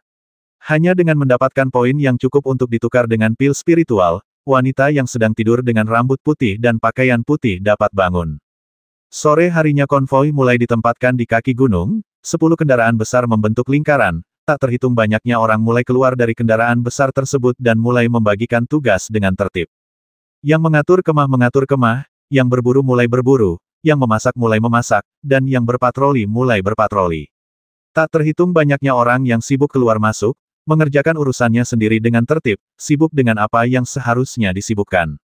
Ye Qinghan duduk dengan tenang di gerbong, Ye Shiki berdiri di sampingnya dengan dingin, dan Ye Shisan pergi untuk mengatur orang-orang. Ye Qinghan memperhatikan dengan penuh minat saat semua orang bergegas masuk dan keluar. Sudah lebih dari sebulan sejak dia duduk di gerbong, dan dia belum keluar dari gerbong. Aku selalu langsung memerintahkan Ye Shisan untuk melakukan sesuatu, tapi ini pertama kalinya aku melihat hal yang begitu semarak. Apa, kita tidak perlu membantu? Ye Qinghan sedikit malu dan menggosok tangannya. Jika kami pergi membantu, kami hanya akan menjadi semakin sibuk. Mereka tidak berani membiarkan Anda, pemimpin tim dan tuan muda keluarga, melakukan pekerjaan seperti itu, kata Ye Shiki dingin, tapi dia mencibir dalam hatinya. Sekarang dia berpikir untuk membantu. Apa yang kamu lakukan sebelumnya? Itu benar, Ye Qinghan berkata dengan sedikit malu. Meskipun kedengarannya Ye Shiki sedikit tidak puas dengan dirinya sendiri, dia tidak peduli tentang apapun. Karena dia belum pernah menjadi tuan muda sejati sejak dia masih kecil, dia juga berpikir bahwa dua orang kuat dari alam bawahan dikirim untuk melayani dan melindunginya, yang sedikit merugikan mereka, jadi dia harus mengakomodasi mereka, bukan mereka, untuk mengakomodasi dirinya sendiri. Melihat orang-orang sibuk di depannya, dia memandangnya dengan rasa ingin tahu dan kagum dari waktu ke waktu terhadap tuan muda yang belum pernah menunjukkan wajahnya sebelumnya tetapi tiba-tiba muncul hari ini. Dia tahu bahwa Ye Shiki benar, dan dia takut jika dia pergi membantu, dia akan menjadi semakin sibuk, jadi dia terus menggosok tangannya dan terus duduk di sana dan menonton. Tuan Han, apakah kamu akan terus makan di kereta hari ini, atau benarkah? Setelah setengah jam, Ye Shisan perlahan berjalan mendekat dan berkata kepada Ye Qinghan. Tidak, ayo kita makan bersama, Ye Qinghan mengangguk sambil tersenyum dan turun dari kereta. Melihat kedatangan Ye 13 dan Ye 17, semua orang yang duduk di sekitar api segera berdiri dengan hormat. Ketika mereka melihat Ye Qinghan di belakang Ye Shisan, ekspresi semua orang membeku, dan kemudian mereka berlutut pada saat yang sama dan berkata dengan hormat salam untuk tuan muda. Apa suara 200 orang, 200 pria, berteriak pada saat yang sama. Ye Qinghan tidak mengetahuinya sebelumnya. Sekarang dia benar-benar memiliki pemahaman yang mendalam. Dia menggosok telinganya, menoleh dengan rasa tidak nyaman, menatap Ye Shisan dan berkata 13, sepertinya aku ingat bahwa aku adalah komandan tim ini. Ye Shisan juga terkejut olehnya. Raungan tiba-tiba, dan gendang telinganya sedikit sakit. Meskipun dia tidak mengerti mengapa Ye Qinghan mengatakan ini, dia masih menjawab dengan jujur ya, Tuan Han, termasuk kami berdua, totalnya 202 setiap orang harus patuh perintahmu. Bagus. Ye Qinghan mengangguk, menoleh ke 200 orang yang berlutut di tanah dan berkata dengan serius semuanya, dengarkan baik-baik, kamu tidak boleh melihatku lagi di masa depan. Kamu tidak diperbolehkan berlutut atau salut, dan kamu tidak boleh terlalu serius kecuali itu pertarungan. Aku tidak menyukainya. Ini, perintah. 200 orang memandang pemuda tampan di depan mereka dengan tenang, merasa sedikit bingung ketika mendengarnya mengucapkan kata-kata aneh. Mereka semua adalah pejuang kematian yang diam-diam dilatih oleh keluarga Ye, skuadron kematian. Seperti Ye 13 dan lainnya, mereka adalah anak yatim piatu dari berbagai tempat di God of War Mansion, mereka diadopsi dan dilatih oleh keluarga Ye sejak mereka masih muda. Hanya saja bakat mereka tidak seseram Ye Shisan. Jadi setiap 200 orang disusun menjadi satu kelompok. Setelah diadopsi ke dalam keluarga Ye, mereka sangat berterima kasih kepada keluarga Ye, dan mereka telah diajar dan dilatih oleh keluarga Ye selama lebih dari 10 tahun. Oleh karena itu, mereka selalu menganggap perintah Ye Jia sebagai kriteria tertinggi. Sebelum datang, kepala instruktur mereka, Penatua Ye Qingniu, memberitahu mereka secara pribadi bahwa Ye Qinghan akan menjadi tuan mereka mulai sekarang, dan dialah yang ingin mereka pertahankan dengan nyawa mereka. Bahkan jika Ye Qinghan menyuruh mereka mati, mereka akan melakukannya, itu, pergilah ke neraka. Jadi mereka sangat bingung, mengapa tuan baru memberi perintah pertama agar mereka tidak boleh berlutut di kemudian hari. Apakah kamu tidak perlu menghormati tuanmu? Jika Anda ingin menghormati, Anda harus berlutut. Tapi ketika mereka menatap pemimpin tim mereka Ye Shisan dengan mata ragu, mereka tiba-tiba menyadari dinginnya mata Ye Shisan. Mereka dengan cepat berdiri dan dengan hormat berkata serempak ya. Mata dingin Ye Shisan membuat mereka memahami sesuatu secara instan. Kepala instruktur pernah berkata bahwa tidak peduli betapa absurd atau konyolnya perintah tuannya, perintah tetaplah perintah, haruslah dieksekusi. Tapi mereka ragu-ragu sekarang, jadi Ye Shisan, ketua tim, memasang mata dingin. Kurung siku buka. Oke, tidak apa-apa, jalankan urusanmu, terus makan apa yang kamu bisa, terus minum jika kamu bisa, teruslah menyombongkan diri, anggap saja aku tidak ada di sini. Saya merasa suasana di tempat tersebut agak khusyuk, dan kesungguhan ini karena berdiri sendiri, Ye Qinghan merasa sedikit malu, melambaikan tangannya, dan duduk di samping api di tepinya. Setelah menerima kaki kelinci kuning cerah dari Ye Shisan, Ye Qinghan melambai kepada mereka berdua untuk duduk. Ye Shisan ragu-ragu sejenak lalu duduk bersama Ye Shiki. Aku merasa mereka sangat menghormatiku, atau dengan kata lain, mereka takut padaku. Ye Qinghan mengangguk, puas dengan keterampilan barbekyunya, dan menoleh ke Ye Shisan dan bertanya. Karena mereka adalah tim kematian. Kepala instruktur, Penatua Ye Qingyu memberikan tim ini kepadamu, yang berarti nyawa 200 orang ini mulai sekarang adalah milikmu. Dan sebelum pertempuran Elite Mansion berakhir, kami kehidupan keduanya milikmu. Kamu menyuruh kami mati, tapi kami tidak berani hidup. Menurutmu mengapa mereka tidak menghormatimu? Bukankah mereka takut padamu? Sebelum Ye Sisan sempat menjawab, Ye Siki menyela, sepertinya pertanyaan Ye Qinghan agak membingungkan. Mereka awalnya mengira Ye Qinghan adalah tuan muda yang sangat dihargai oleh keluarga. Kali ini, pihak keluarga rupanya meminta lebih dari 200 orang untuk mengawalnya guna menimba pengalaman berkelahi di rumah lain. Kemudian sebelum perjalanannya, pihak keluarga pasti akan menceritakan keberadaan dan perannya. Jadi ketika dia melihatnya mengajukan pertanyaan seperti ini, Ye Siki dengan mudah salah paham bahwa Ye Qinghan mempermainkan gengsi tuan muda dan mengajukan pertanyaan dengan sadar, jadi jawabannya jelas ironis. Apakah ada hal seperti itu? Ye Qinghan sedikit mengernyit, menunjukkan keterkejutannya. Dia belum pernah melihat orang-orang ini sebelumnya. Dia memberitahu Ye Tianlong bahwa dia tidak menginginkan yang ada di ruang utama. Tetapi Ye Tianlong mengirimkan tentara rahasia keluarga yang mati dan langsung memberinya sebuah tim. Ada juga dua orang, Ye Sisan dan Ye Siki, yang jelas berusia belum lebih dari 30 tahun. Mereka sebenarnya telah mencapai alam bawahan tingkat kedua dan ketiga. Kekuatan ini lebih dari cukup untuk dikirim menjadi penguasa kota. Jelas sekali bahwa mereka diam-diam dilatih oleh keluarga Ye. Pakar itu sebenarnya hanya dikirim untuk melindungi dirinya sendiri.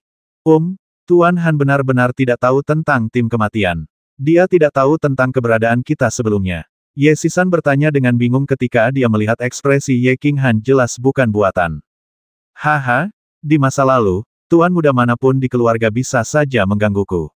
Dalam hal status dalam keluarga, aku khawatir salah satu dari 200 orang itu akan lebih tinggi dariku. Bagaimana menurutmu keluarga, maukah aku memberitahuku tentang keberadaanmu? Ye Qinghan berkata dengan nada mengejek pada dirinya sendiri, memikirkan kehidupan masa lalunya, dia tersenyum pahit. Baik Siki maupun aku tidak tahu, jadi aku salah menyalahkan Tuan Han, mohon maafkan aku. Ye Sisan dan Siki saling memandang dengan cepat, jelas melihat sedikit keterkejutan dan rasa malu di mata satu sama lain, mereka salah menyalahkannya. Tampaknya tuan muda ini tidak pernah berhasil dalam keluarga sebelumnya, mungkin karena beberapa petualangan baru-baru ini dia dianggap serius oleh pemimpin klan. Memikirkan tentang apa yang Ye Qinghan katakan di kereta barusan, dia baru saja menerobos ke alam komando tingkat ketiga, mereka berdua merasa bahwa ini benar-benar mungkin. Melihat senyuman pahit pemuda itu, Ye Tertin dan Ye Siki perlahan-lahan tampak merasa sedikit hangat terhadap tuan muda itu. Tampaknya sama seperti mereka, melalui usaha mereka sendiri, mereka secara bertahap dihargai oleh keluarga. Keduanya merasa memiliki kesamaan, dan mengira pemuda kurus ini sudah sebulan lebih tidak turun dari kereta, ternyata bukan karena sombongnya, melainkan karena sedang berkultivasi. Mereka berdua merasa telah berbuat salah padanya, dan kebencian awal mereka terhadapnya berangsur-angsur memudar. Ye Sisan berhenti sejenak, lalu membuka mulutnya untuk menjelaskan kepada Ye Qinghan, Tuan Han, izinkan saya memberi Anda pengenalan singkat. 200 orang ini dan kita semua adalah anak yatim piatu yang diadopsi oleh keluarga, dan diam-diam telah dilatih oleh keluarga-keluarga sejak kecil. Dalam keadaan normal, kita semua berada dalam kegelapan, dan kita belum pernah tampil seterbuka dan seterbuka saat ini. Ada ribuan dari kita, tapi kita mati dan cacat. Pada akhirnya, yang ada hanya lebih dari 700 orang tersisa. Kali ini, kami dikirim karena perang elit. 605 orang, saya tidak tahu berapa banyak orang yang bisa kembali hidup pada akhirnya. Bagaimana bisa ada lebih dari 600 orang? Bukankah hanya ada lebih dari 200? Ye Qinghan menjadi semakin bingung saat dia mengunyah daging kelinci yang halus, bertanya. Yah, selain tim kita, ada dua tim lain. Mungkin keluarga itu punya misi rahasia, kalau tidak, hampir semua dari kita pasti tidak akan ketahuan, kata Ye Sisan ringan, dengan sedikit kebingungan dan keraguan di alisnya. Yah, tampaknya orang-orang tua itu juga mengatur dua bidak catur rahasia, dan mereka benar-benar serius tentang hal itu. Tentu saja Ye Qinghan tahu di dalam hatinya misi apa yang diam-diam dilakukan kedua tim. Dengan sedikit rasa bersalah di hatinya, dia melihat kedua orang di depannya dan 200 orang di depannya, dan berkata dengan sungguh-sungguh dalam pertempuran di Elite Mansion, saya tidak dapat menjamin bahwa 200 orang ini tidak akan mati, tetapi saya dapat berjanji kepada Anda bahwa jika tidak ada yang terbasmi, saya pasti tidak akan membiarkan satu pun dari mereka mati. Saya berterima kasih kepada Guru Han atas nama mereka. Setelah mendengar janji ini, itu bukanlah sebuah jamin, Ye Shisan dan Ye Shiki akhirnya merasa sedikit bahagia, berdiri di saat yang sama, dan berkata dengan serius. Faktanya, mereka berdua selalu sedikit tidak bahagia, karena tindakan keluarga tersebut terkesan bodoh, namun itu adalah tindakan yang tidak bisa mereka tolak. 1000 dari mereka adalah anak yatim piatu, dan mereka telah mengembangkan perasaan yang mendalam setelah pelatihan dan hidup bersama selama bertahun-tahun. Jika tuan muda dari alam komando ini meninggal dengan tidak bersalah karena pengalaman ini, mereka akan sangat tidak bahagia, dan sedih. Ye Qinghan mengangguk, selesai makan kaki kelinci besar, menyeka mulutnya, minum air, tetapi sepertinya mengingat sesuatu, berbalik dan tiba-tiba bertanya kemana kita akan pergi sekarang. Berapa lama waktu yang dibutuhkan? Keluarga Yue Kota, di mana kita akan bertemu dengan anak-anak dari 4 keluarga besar lainnya yang berpartisipasi dalam Perang Rumah Elit, lalu pergi ke Kota Naga bersama dan memasuki Pulau Perang Rumah bersama. Kita akan tiba dalam waktu sekitar setengah bulan. Ye Shisan menjawab dengan hormat, tapi dia memutar matanya ke dalam hatinya. Anda, Tuan Muda, telah melakukan pekerjaan yang sangat kompeten, tetapi Anda telah bepergian selama lebih dari sebulan dan Anda tidak tahu kemana Anda akan pergi. Kurung siku buka. Aku akan kembali beristirahat, Ye Qinghan mengangguk dan berjalan ke kereta. Dengan sisa waktu setengah bulan, dia memutuskan untuk berlatih keras, berhasil memadatkan dantiannya sesegera mungkin, dan menerobos ke alam umum, namun, dia tidak tahu apakah dia bisa mencapai alam marsal yang menakutkan setelah menerobos alam umum, dan menggabungkan binatang buas. Jika Anda bisa mencapai level marsal, maka perjalanan Anda menuju perang istana akan lebih mudah. 10 gerbong melaju dengan cepat dan mulus di jalan, Ye Shisan dan Ye Shiki duduk dengan tenang di depan gerbong ketiga, dengan ekspresi natural dan santai. Namun mata mereka yang terus berputar dan bagian belakang telinga mereka yang terus bergetar menunjukkan kewaspadaan mereka yang terus-menerus. Kereta itu telah menempuh jarak lebih dari setengah jarak dan telah melewati wilayah pengaruh keluarga Ye dan mencapai wilayah keluarga Yue. Untuk lebih melindungi pemuda di dalam gerbong, mereka harus selalu waspada terhadap situasi sekitar dan selalu siap menghadapi situasi khusus yang tidak terduga. Memikirkan pemuda di dalam gerbong, mereka berdua tidak lagi merasakan rasa jijik atau bahkan rasa jijik yang mereka rasakan sebelumnya, melainkan merasakan rasa hormat dan kedekatan yang mendalam dari lubuk hati mereka yang paling dalam. Sejak Qinghan turun dari kereta malam itu, mereka semakin menyadari bahwa tuan muda ini jelas berbeda dari tuan muda yang pernah mereka layani di masa lalu. Mungkin karena tuan muda tidak disukai oleh keluarganya ketika dia masih kecil atau karena sifatnya.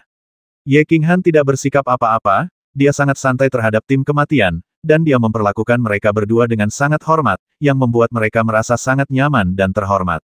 Hal ini membuat mereka berdua merasa sedikit lebih dekat dengan Ye Qinghan, tuan mereka, dan mereka merasa sedikit puas. Kurung siku buka. Yang membuat mereka lebih dihormati adalah tuan muda berlatih keras. Selain makan dan tidur, Ye Qinghan berlatih di kereta setiap hari. Mereka mampu menonjol di antara 1000 anak yatim piatu saat itu. Tentu saja mereka tahu bahwa jika seorang pejuang ingin menjadi orang kuat, bakat pasti sangat diperlukan.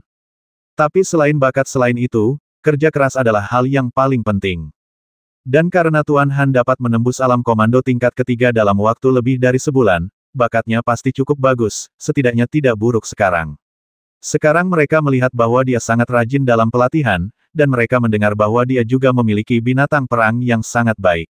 Meskipun mereka tidak tahu seberapa bagusnya, mereka tahu bahwa jika Tuan Han terus bekerja keras, dia pasti akan menjadi seorang pejuang di masa depan, yang kuat, dan yang kuat, perlu dihormati. Tentu saja Ye Qinghan saat ini tidak tahu bahwa statusnya di hati Ye Shisan dan orang lain telah berubah dari rasa jijik dan jijik menjadi kedekatan dan rasa hormat. Dia tidak sengaja melakukan apapun untuk membuat mereka menghormatinya. Dia hanya melakukan hal-hal tertentu sesuai dengan sifatnya. Dari perkataan Ye-13 dan Seven-Ten, saya mengetahui bahwa mereka semua adalah orang-orang yang sudah mati dalam keluarga, orang-orang yang diam-diam mengabdikan diri pada keluarga tanpa memikirkan imbalan apapun.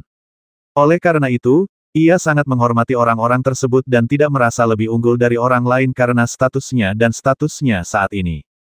Bahkan karena mereka semua ikut serta dalam perang untuk menyelamatkan saudara perempuan mereka, aku merasa sedikit bersyukur dan bersalah terhadap mereka. Selain itu, dia sangat santai dengan tim kematian, menghormati Ye-13 dan Seven-Ten, dan mengatakan pada dirinya sendiri bahwa dia bekerja keras untuk meningkatkan kekuatannya sesegera mungkin untuk menyelamatkan nyawa lebih banyak orang dalam pertempuran, dan untuk mengalahkan mereka, lebih cepat, misi tercapai. Jadi saat ini saya masih duduk di dalam gerbong sambil memejamkan mata dan berlatih terus-menerus.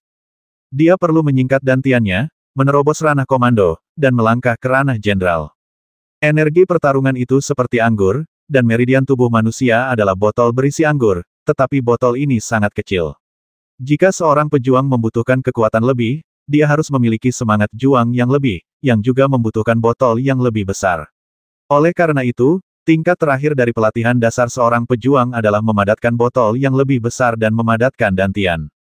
Setelah dantian berhasil dipadatkan, semangat juang prajurit akan memiliki ruang penyimpanan yang berkali-kali lipat lebih besar dari sebelumnya. Kedua, dapat membuat energi pertarungan bersirkulasi lebih cepat di meridian. Kedua belas meridian, 9 meridian kecil, dan 3 meridian utama tubuh manusia memiliki titik sambungan yang sama, yaitu titik dantian di perut bagian bawah, sehingga dantian mengembun di titik dantian. Secara relatif, titik dantian adalah yang paling dekat dengan setiap bagian tubuh manusia. Jika perlu digunakan energi juang maka energi juang tersebut dapat menjangkau seluruh bagian tubuh lebih cepat dimulai dari dantian. Energi pertarungan yang tidak diperlukan dikembalikan ke dantian, dan energi pertarungan yang diperlukan dikerahkan dari dantian. Dantian seperti pusat umum, memungkinkan energi pertarungan memainkan peran dan fungsi yang lebih besar dengan lebih cepat, sehingga dantian sangat penting. Jadi jika pendekar tanpa dantian dianggap bayi, maka pendekar tingkat jenderal yang memiliki dantian sudah pasti dianggap remaja. Adapun kaisar berkuasa yang samar-samar merasakan beberapa aturan langit dan bumi, mereka bisa dianggap sebagai anak muda. Mencapai tingkat suci atau lebih tinggi jelas merupakan puncak kehidupan.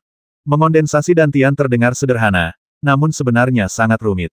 Alasan sederhananya adalah secara teori, untuk memadatkan dantian, seseorang hanya perlu terus menekan dan menopang persimpangan 12 meridian di titik dantian, sehingga persimpangan tersebut akan membengkak, dan akhirnya mendukung persimpangan tersebut menjadi elips.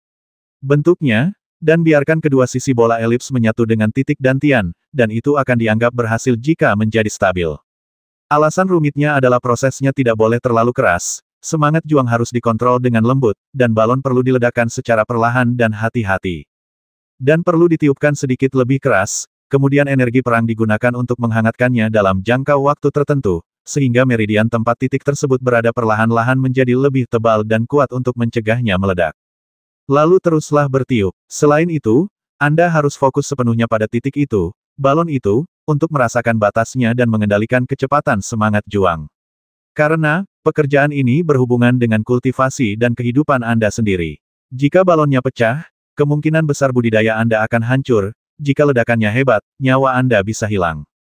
Tapi bagi Ye Qinghan, tugas memadatkan dantian sangatlah sederhana. Setelah menyaksikan teknik rahasia kondensasi dantian yang disiapkan oleh Ye Tianlong untuknya suatu hari di kereta, dia tertawa. Meniup balon. Hati-hati, apakah mudah meledak jika ada yang tidak bagus? Apakah Anda takut meledak? Ye Qinghan tersenyum dan melihat cincin perunggu di tangannya, merasa sangat emosional di dalam hatinya. Dengan artefak suci dan cincin perunggu ini, saya khawatir jika Nangui tahu cara berlatih, dia bisa berlatih hingga tingkat umum. Maka ia mulai meniup balon, namun pada sore hari-hari pertama latihan, balon tersebut meledak, menyebabkan pikirannya bergetar, tangan dan kakinya mati rasa, dan darah mengucur dari sudut mulutnya. Tapi sepertinya dia sudah terbiasa dengan hal ini, dan dia bahkan tidak bersenandung. Saya beristirahat di kereta pada suatu sore dan minum sebotol anggur, pada malam hari, semuanya baik-baik saja. Itu berlanjut di malam hari, dan terus menggunakan semangat juang untuk langsung membuka titik persimpangan titik dantian dengan arogan, dan kemudian terus meledak. Kemudian, setelah duduk bersila beberapa saat, dia tertidur. Hari kedua, hari ketiga, hari ke-9 semuanya ledakan, dan tidak ada kemungkinan lain kecuali ledakan. Karena dia awalnya menggunakan energi bertarungnya untuk meledakkan meridian itu secara langsung, dan dia melakukannya dengan sengaja. Tentu saja, Ye Qinghan tidak memiliki kebiasaan dianiaya, juga tidak ada yang salah dengan saraf nyerinya. Namun dia telah lama mengetahui bahwa setelah meridian meledak, meridian tersebut akan menjadi lebih keras dan lebih murah hati setelah diperbaiki oleh aliran udara ajaib. Oleh karena itu, setelah mempertimbangkan dengan cermat, dia memutuskan untuk menciptakan dantian yang tiada taranya. Menciptakan dantian yang lebih toleran dan tangguh dibandingkan alam umum lainnya, bahkan bisa dikatakan mampu memenangkan hati orang-orang berkuasa di alam pangeran. Semangat juang dapat dengan cepat diperoleh para pejuang melalui latihan. Oleh karena itu, kekuatan seorang pejuang bergantung pada seberapa banyak energi bertarung yang dapat dia simpan di dalam tubuhnya dan seberapa baik dia menggunakan energi bertarung tersebut.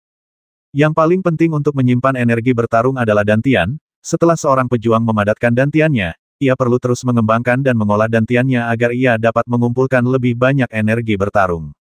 Ibaratnya, dantian yang baru dipadatkan itu seperti telur merpati, lalu perlahan membesar setelah sang pendekar terus berlatih. Ketika seorang pejuang mencapai alam marsal, dia akan menjadi sebesar telur, dan kemudian setelah terus berlatih untuk mencapai alam bawahan, dia akan menjadi sebesar telur burung unta. Dan tujuan Ye Qinghan saat ini bukan lagi membuat dantiannya seukuran telur burung unta, tapi setidaknya seukuran telur, bukan. Jadi dia tidur di gerbong setiap hari, terus-menerus meledakkan balonnya, lalu terus-menerus memperbaiki cincin perunggu tersebut, dan membuat selaput di permukaan balon lebih kaku. Kurung siku buka. Hari 15. Ye Qinghan duduk bersila di gerbong dengan wajah tanpa ekspresi, sementara angin bersiul dan ada sedikit suara di luar gerbong. Hal itu sama sekali tidak mempengaruhi pikirannya. Rasanya meridian yang telah pecah dan diperbaiki berkali-kali dalam 2 hari terakhir tidak lagi kuat dan seharusnya sudah mencapai batasnya. Dia memutuskan untuk memadatkan dantiannya sepenuhnya hari ini, dia tidak sabar untuk mengetahui seberapa kuat dantiannya setelah dikondensasi. Energi pertempuran bersirkulasi, tidak sebrutal dan sekuat di masa lalu, tetapi mengalir dengan lembut dan perlahan menuju meridian itu, titik persimpangan itu. Kemudian lanjutkan dengan perlahan dan perlahan perluas meridian yang menonjol, menggunakan gerakan yang lembut dan hati-hati. Balon itu perlahan membesar dan menggembung. Setengah jam kemudian, balon berhenti tumbuh, dan balon tersebut tidak berbentuk bola elips panjang seperti yang dijelaskan dalam teknik rahasia Ye Tianlong, hanya 2 titik di kedua sisi yang terhubung dengan titik dantian. Sebaliknya, ia berbentuk oval persegi panjang, alih-alih 2 titik yang terhubung dengan titik dantian, 2 permukaan utuh melekat erat pada titik dantian. Sial, agak menakutkan. Merasa dantiannya jelas jauh lebih besar dari apa yang dikatakan teknik rahasia, Ye Qinghan merasa senang dan mempercepat. Setelah menentukan batas perluasan dantian, segera sirkulasikan energi pertarungan, biarkan energi pertarungan mengalir melalui sel dantian ke dinding lubang di permukaan titik dantian, lalu gunakan teknik rahasia untuk membuat dantian dan dantian titik dengan tegas bersatu, kokoh. Setengah jam berlalu, Ye Qinghan perlahan membuka matanya, mengulurkan tangannya dan mengusap wajahnya dengan keras, lalu mulai tertawa keras. Haha, Ye Sisan dan Ye Siki sedikit bingung di luar. Melihat kota tidak jauh dari sana, Ye Siki masih mengerutkan kening dan bergumam dengan suara rendah meskipun kita telah sampai di tanah suci manusia. Cheng, hatiku juga sedikit bersemangat, tapi Tuan Muda tidak perlu tersenyum begitu jelas, kan? Nama asli kota bukanlah kota, tetapi kota bulan perak sejak seorang wanita tak tertandingi bernama Yue Queen masuk ke kota ini ribuan tahun yang lalu. Kota ini telah menjadi kota keluarga Yue, kota ini menjadi kota bulan perak. Alasan kenapa kami mendapat julukan kota nantinya adalah karena lelucon yang dibuat oleh seorang pemilik istana. Master yang telah berlatih pengasingan selama beberapa dekade, setelah berhasil menantang master istana sebelumnya dalam tantangan master istana tersebut, menerima undangan dari 5 keluarga besar, mengundangnya untuk tinggal bersama setiap keluarga besar selama beberapa hari. Undangan hangat Tuan Istana kepada beberapa keluarga besar juga tidak sopan, setelah menangani urusan pemerintahan, ia mulai melakukan perjalanan ke beberapa kota besar. Namun, setelah tinggal di Silver Moon City selama 5 hari, dia dengan tegas menolak tawaran baik dari patriark keluarga Yue kontemporer untuk tinggal, dan sangat yakin untuk kembali ke Dragon City. Setelah dia meninggalkan Silver Moon City, dia melihat plakat di gerbang kota yang bertuliskan Silver Moon City untuk waktu yang lama dan berkata kota ini seharusnya tidak disebut Silver Moon City, tapi City. Kota ini seharusnya tidak disebut Silver Moon City, tapi kota. Kota ini seharusnya tidak disebut kota bulan perak. Jadi kemudian, orang-orang dari rumah Dewa Perang mulai menyebut kota ini kota, karena kota ini benar-benar neraka. Jika kota dewa merupakan tempat suci bagi seluruh suku bangsa di benua tersebut, maka kota sudah pasti menjadi tempat suci di benak manusia di rumah Dewa Perang. Kurung siku buka. Karena tidak ada yang terkenal di kota, yang ada hanya wanita, wanita cantik, segala jenis wanita cantik. Apakah ini kota yang terkenal? Tidak ada yang aneh tentang itu. Ye Qinghan duduk di depan gerbong dengan ekspresi santai, memandangi jalan lebar di depan, jarang orang yang lewat, dan toko-toko di kedua sisi jalan. Tidak ada yang istimewa dari itu, dia tersenyum dan berkata pada Ye Shiki yang duduk di sebelahnya. Dari luar, tidak ada yang mengejutkan antara kota ini dan kota-kota lain. Ye Shiki terkekeh, sepertinya mengingat sesuatu, matanya bersinar terang, dan dia menjilat bibirnya dan melanjutkan, kota ini tempat-tempat istimewa semuanya ada di bangunan di depan, serta di bangunan bulan tempat kita akan tinggal nanti. Ye Qinghan mengangguk dan tidak menganggapnya serius sampai kereta terus bergerak maju dan berjalan 2 atau 3 mil. Jalan berbelok 2 lebih banyak belokan dan berjalan ke sebuah jalan, dia akhirnya tahu apa yang istimewa dari kota ini dan mengapa disebut kota. Jalan di depannya sangat lebar, bahkan 2 kali lebih besar dari jalan Niulan di Changcheng, cukup untuk 2 gerbong yang ia duduki bergerak 5 baris.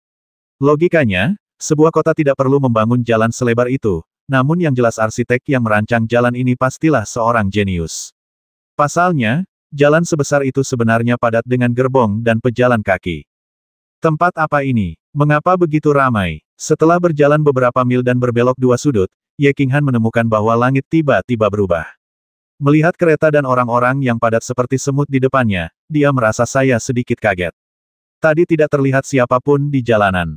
Ternyata semua orang sudah berkumpul di sini. Jalan ini, ada 13 jalan ramai seperti ini di kota. Dan apa yang Anda lihat bukanlah yang paling ramai. Anda akan melihat apa keaktifannya nanti. Ye Shiki mengangguk, sangat puas. Ekspresi Ye Qinghan sama seperti ketika dia datang ke sini untuk pertama kalinya. Kalau begitu, wanita-wanita itu, apakah mereka semua adalah rumah bordil di sini? Sebelum Ye Shiki selesai berbicara, Ye Qinghan tiba-tiba berteriak. Tiba-tiba ia menemukan fenomena yang sangat mengejutkan, yang membuatnya akhirnya menemukan mengapa jalan ini harus dibangun begitu lebar, mengapa banyak sekali orang di jalan ini, dan mengapa kota ini disebut kota. Karena dia menemukan bahwa 200 jalan di depannya semuanya adalah loteng yang rapi, dan di depan setiap pintu loteng ada deretan wanita berpakaian indah dan centil, terus-menerus melirik genit dan merayu orang yang lewat, menunjukkan kekuatan mereka, antusiasme. Dan ketika seorang tamu berhenti di depan pintu loteng, banyak wanita akan segera mengelilinginya dan dengan cepat menjatuhkan tamu tersebut dengan suara menderu-deru, dan mereka akan masuk tanpa menyadarinya. Ye Shisan tersenyum, mengangguk dan menjelaskan kepada Ye Qinghan, Tuan Han, sepertinya kamu masih belum tahu banyak tentang keluarga Yue dan kota. Keluarga Yue paling terkenal dengan keterampilan pesona mereka, kota paling terkenal dengan rumah bordil dan keindahannya. Ada lebih dari 3.600 rumah bordil terdaftar di kota. Di sini, wanita cantik dari semua ras dan gaya di daratan berkumpul, yang dikenal sebagai 100.000 wanita cantik. Dan slogan mereka adalah, hanya tidak ada apa-apa kamu tidak bisa terpikirkan, tidak ada yang tidak bisa kamu dapatkan. Ayo pergi. Ketika kamu sampai di Menara Yue nanti, kamu akan tahu apa itu. Yah, aku tahu bahwa keluarga Yue adalah yang paling terkenal untuk seni pesona, dan keluarga kami terkenal karenanya. Teknik pesona dengan nama yang sama dengan binatang perang, sangat kuat. Ye Qinghan sedikit mengernyit dan berkata dengan sedikit kebingungan. Salah, Tuan Han. Keterampilan pesona keluarga Yue jelas tidak seperti yang ditunjukkan oleh para wanita ini. Sebenarnya hanya ada satu rumah bordil di kota milik keluarga Yue, yaitu Menara Yue yang akan kita tuju sekarang. Dan Yue pesonaku keterampilannya pasti tidak setingkat dengan pesona tingkat rendah yang ditampilkan oleh para kupu-kupu malam ini. Kamu akan tahu kapan kamu sampai di Menara Bulan. Ye Shisan memiliki ekspresi penyesalan di wajahnya, dan sangat berhati-hati, ditegaskan. Oh, benarkah? Ye Qinghan menunjukkan senyuman yang sangat tertarik, dan dia menantikan teknik pesona keluarga Yue, yang sama terkenalnya dengan binatang perang keluarga Ye. 10 gerbong melaju ke depan dengan sekuat tenaga, di gerbong, Ye Qinghan sekali lagi dikejutkan oleh rumah bordil dan kerumunan orang di jalan ini. Jalan ini panjangnya lebih dari 10 mil dari awal sampai akhir, selain rumah bordil, seluruh jalan juga merupakan rumah bordil. Saat ini masih senja, langit belum benar-benar gelap, dan kehidupan malam belum dimulai, namun sudah ada barisan yang begitu mewah. Dan ada 12 jalan seperti itu di kota ini. Namun, saat konvoi berbelok di tikungan depan dan mencapai sebuah alun-alun. Baru pada saat itulah Ye Qinghan tahu apa itu kejutan dan apa susunan pemainnya. Alun-alunnya sangat besar, sebesar 2 lapangan sepak bola di kehidupan Ye Qinghan sebelumnya. Di depan alun-alun terdapat deretan loteng yang dikelilingi tembok istana berwarna merah muda. Di tengahnya hanya terdapat 3 buah gerbang yang berdampingan, di atas gerbang tersebut terdapat 2 karakter besar menara bulan. Alun-alun super besar, tembok istana panjang berwarna merah muda, dan 3 gerbang yang 2 kali lebih besar dari gerbang utama keluarga Ye, tidak ada satupun yang mengejutkan Ye Qinghan. Yang mengejutkannya adalah gerbong mewah yang tak terhitung jumlahnya di alun-alun, serta gerbong yang tak terhitung jumlahnya datang dari segala arah. Kurung siku buka. Ini, aku khawatir jumlahnya ada ribuan. Ye Qinghan membuka mulutnya dan menunjuk ke gerbong mewah yang tertata rapi, dan sangat terkejut. Akan ada lebih banyak lagi nanti. Apa, Tuan Han? Kamu adalah tuan muda dari keluarga Ye. Ye Siki mengingatkan dengan sedikit malu, mengapa tuan mudanya merasa seperti orang udik ketika dia pergi ke kota. Namun, ketika tuan muda ini masih kecil, mengalami masa-masa sulit. Tentu saja, Ye Qinghan memiliki kehidupan yang sulit sebagai seorang anak. Sebagai tuan muda dari keluarga Ye, belum lagi memiliki kesempatan untuk mengunjungi tempat sebesar itu, bahkan kereta mewah yang dia tumpangi sekarang adalah yang kedua kalinya. Meski kini identitasnya sudah berbeda, bahkan bisa dikatakan ia telah berubah dari ayam kampung menjadi burung phoenix, namun secara mental ia tetap menganggap bahwa dirinya adalah anak tertua ketujuh dari keluarga Ye, bukan tuan muda ketujuh dari keluarga Ye. Tapi bagaimanapun juga, dia dibesarkan di keluarga malam, dan dia telah mengalami begitu banyak perubahan dalam 2 kehidupannya. Setelah beberapa saat, dia mendapatkan kembali ketenangannya dan mengangguk dalam diam, menunjukkan bahwa dia tahu dan mengerti. Kereta perlahan berhenti di depan menara bulan yang terang benderang. Yang membuat Ye Qinghan sedikit penasaran adalah tidak ada barisan wanita cantik yang berdiri di depan gerbang menara bulan. Sebaliknya, ada barisan wanita cantik yang berdiri di depan menara bulan, dengan punggung membungkuk dan tersenyum, seorang pria parubaya berbaju abu-abu yang sangat tulus. Melihat 10 gerbong mewah yang terparkir rapi di depan menara bulan, barisan orang berbaju abu-abu semakin tersenyum tulus. Dan ketika mereka melihat malam yang berkibar di bendera berkibar tertiup angin di kereta, senyuman tulus mereka jelas menunjukkan rasa hormat yang lebih. 3 orang berpakaian abu-abu dengan cepat keluar dan berdiri di depan gerbong. Mereka tersenyum dan memandangi anggota keluarga Ye yang berjalan menuruni gerbong satu demi satu. Akhirnya, mata mereka berhenti pada Ye Qinghan, yang dijaga oleh Ye 13 dan Ye 17, dan mereka berpegangan tangan. Sambil mengepalkan tinjunya dan memberi hormat, pria berbaju abu-abu di tengah tersenyum dan berkata, Yue Ping telah bertemu tuan muda Ye dan bertemu dengan 2 orang dewasa. Silakan masuk. Manajer rumah saya telah sudah lama menunggu tuan muda Ye. Ya, Ye Qinghan mengangguk, tersenyum sedikit, dan berjalan masuk, diikuti oleh Ye Sisan, Ye Siki dan Yue Ping. Adapun tim kematian di belakangnya, Ye Qinghan tidak khawatir karena dia tahu bahwa karena Yue Qiyu tahu bahwa dia adalah tuan muda dari keluarga Ye dan tahu mengapa sekelompok orangnya datang, dia pasti akan mengatur 200 orang itu dengan baik. Memasuki menara bulan, Ye Qinghan, dipimpin oleh Yue Ping, tidak langsung memasuki lobi menara bulan, tetapi berubah menjadi lorong mewah di sebelahnya. Lorongnya memang tidak besar, namun sangat mewah bahkan mewah. Dari 2 penjaga yang berdiri di depan pintu masuk lorong terlihat tidak semua orang bisa memasuki lorong ini. Jalannya tidak panjang, setelah keluar dari lorong, mereka berempat sampai di loteng yang sepi. Lotengnya memiliki 2 lantai, dekorasinya tidak semewah lorong, namun 3 karakter kuno si Fang Lou di depan pintu samar-samar menunjukkan sedikit suasana kuno. Ada orang di depan gedung, wanita, 4 wanita yang memancarkan aura menggoda. Manajer menara Yue, Yuen yang telah bertemu tuan muda Ye dan bertemu dengan 2 orang dewasa. Orang yang berbicara adalah seorang wanita dewasa yang berdiri sedikit di depan, dengan suara yang bagus dan es-asteriski. Dia sangat tampan, seperti buah persik matang, berwarna merah, yang membuat orang ingin menggigitnya dengan keras.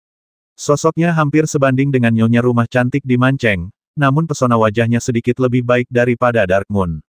Tampaknya wanita ini terlahir dengan pesona. Dia tidak perlu bersusah payah lagi, gerakannya, dia hanya bertanya ringan. Oke. Dengan sedikit senyuman, ruangan di sini menjadi menawan. Ye Qinghan tertegun sejenak, memikirkan beberapa kata dalam benaknya, tersenyum sedikit, dan berkata dengan sopan manajernya terlalu sopan, Qinghan lah yang menggangguku. Yuen Yang, aku sudah lama tidak bertemu denganmu, tapi kamu masih sangat menawan. Ye Sisan hanya mengangguk ringan, tapi Ye Siki tersenyum bahagia dan mempertahankan hubungan lama. Hehe, kamu masih sangat jahat. Yuen Yang memutar matanya dan tersenyum manis, yang membuat beberapa orang terpesona lagi. Tuan Ye, silakan masuk. 3 keluarga besar lainnya telah tiba, tunggu saja. Kalian. Ya, Ye Qinghan berjalan ke loteng terlebih dahulu, dan tiba-tiba melangkah ke ambang pintu. Wajahnya yang tersenyum tiba-tiba berubah suram, matanya sedikit menyipit, dan niat membasmi yang tak ada habisnya muncul dari celah itu, membuat Ye 13, Ye 17 dan Yue Niang yang mengikuti di belakang merasakan hawa dingin di sekujur tubuh mereka. Seperti angin dingin, bertiup di musim dingin. Ye Sisan dan Ye Siki tegang, siap bertarung dalam sekejap. Mata mereka yang seperti pedang mengikuti tatapan Ye Qinghan, dan yang mereka lihat adalah wajah tampan yang tak tertandingi, serta dua pasang mata, satu besar dan satu kecil, dengan murid jahat. Sue Wuhen memandang pemuda kurus dan lembut di depan pintu dengan heran, merasa sangat rumit. Beberapa bulan yang lalu, saat pertama kali ia dan pemuda ini bertemu, di jalan Niulan di Changcheng, pemuda itu melompat seperti singa yang marah dan mengayunkan pisau palem ke arahnya. Alhasil, ia menjadi sangat marah. Ia terbang dengan telapak tangan biasa. Di halaman keluarga Ye, dia meminta Tuan Si untuk mulai menyelidiki pemuda itu. Baru kemudian mereka mengetahui bahwa namanya adalah Ye Qinghan, putra Ye Dao, pemborosan budidaya, dan tuan muda keluarga Ye yang miskin. Dia tidak memperhatikannya, berpikir bahwa dia memiliki temperamen Ye Dao tetapi tidak memiliki kekuatan Ye Dao. Dia adalah orang yang tidak berguna dan bukan sesuatu yang perlu ditakuti. Dia tahu bahwa di benua Yanlong, di rumah Dewa Perang, dan di 5 keluarga besar, tanpa kekuatan, dia tidak berguna, bahkan jika dia adalah keturunan langsung dari keluarga Ye, yang paling bisa dia jamin adalah makanannya, dan pakaian, tanpa hak dan kekuasaan apapun. Sebab, sebagai keturunan langsung dari 5 keluarga besar, ia mengetahui hal serupa terjadi di setiap keluarga, termasuk keluarganya. Kurung siku buka. Jadi, setelah mengetahui bahwa Ye Qingyu kuat dan tegas, dia memerintahkan Sue Yi dan yang lainnya untuk pergi dan menangkap atau membasmi Ye Qinghan tanpa banyak berpikir. Dia tahu bahwa selama masalah ini dilakukan secara diam-diam, Ye Jia tidak akan terlalu malu meskipun dia tahu itu dia. Karena dia tahu bahwa keluarga Ye tidak akan mempermalukannya karena satu pemborosan. Kemudian, datang kabar dari Mancheng bahwa Sue Yi dan yang lainnya dibasmi oleh Ye Qinghan. Baru setelah itu dia mulai memperhatikan fakta bahwa tuan muda keluarga Ye yang tidak berguna ini telah mengambil risiko dan menculik Ye Qingyu terlebih dahulu. Apa yang tidak saya duga adalah Ye Qingkuang gagal mencapai hal ini dan bahkan melumpuhkan dirinya sendiri. Dia tidak tahu persis apa yang terjadi pada keluarga Ye hari itu, tetapi melalui berita keluarga, dia tahu bahwa Ye Rong terbasmi, Ye Jian dipenjara, dan Ye Qingkuang lumpuh. Dan anak laki-laki yang dulu dianggap sia-sia sepertinya dianggap serius di keluarga Ye. Dia tidak pernah berpikir untuk menyembunyikan apa yang dia lakukan di Ye Jiabao dari keluarga Ye Jia, dia juga tidak berpikir bahwa generasi tua dari keluarga Ye Jia akan mengambil tindakan terhadapnya, kepala keluarga muda dari keluarga Sue. Dia juga tahu bahwa keluarga Sue akan memberikan harga yang memuaskan kepada keluarga Ye untuk menyelesaikan kebencian keluarga Ye terhadapnya. Hanya dengan melihat pemuda kurus di depannya, niat membasmi tanpa akhir yang terpancar dari mata sipit itu membuatnya mengerti bahwa meskipun keluarga Ye tidak mengambil tindakan terhadapnya dan tidak lagi membencinya, pemuda ini tidak akan pernah membiarkannya pergi. Bukannya dia tidak berpikir untuk bertemu dengan anak laki-laki ini lagi, dia juga memikirkan apa yang harus dia katakan dan lakukan ketika bertemu dengan anak laki-laki ini lagi. Namun dia tidak menyangka keduanya akan bertemu lagi dengan begitu cepat dan tiba-tiba. Tanpa diduga, niat membasmi di mata pemuda ini begitu kentara dan sombong sehingga dia bahkan tidak bisa mengucapkan sepatah kata pun tentang apa yang telah dia persiapkan atau apa yang ingin dia katakan. Tuan Han, ini menara bulan. Ye Sisan tidak mengerti apa yang terjadi, atau apa yang terjadi pada keluarga Ye belum lama ini.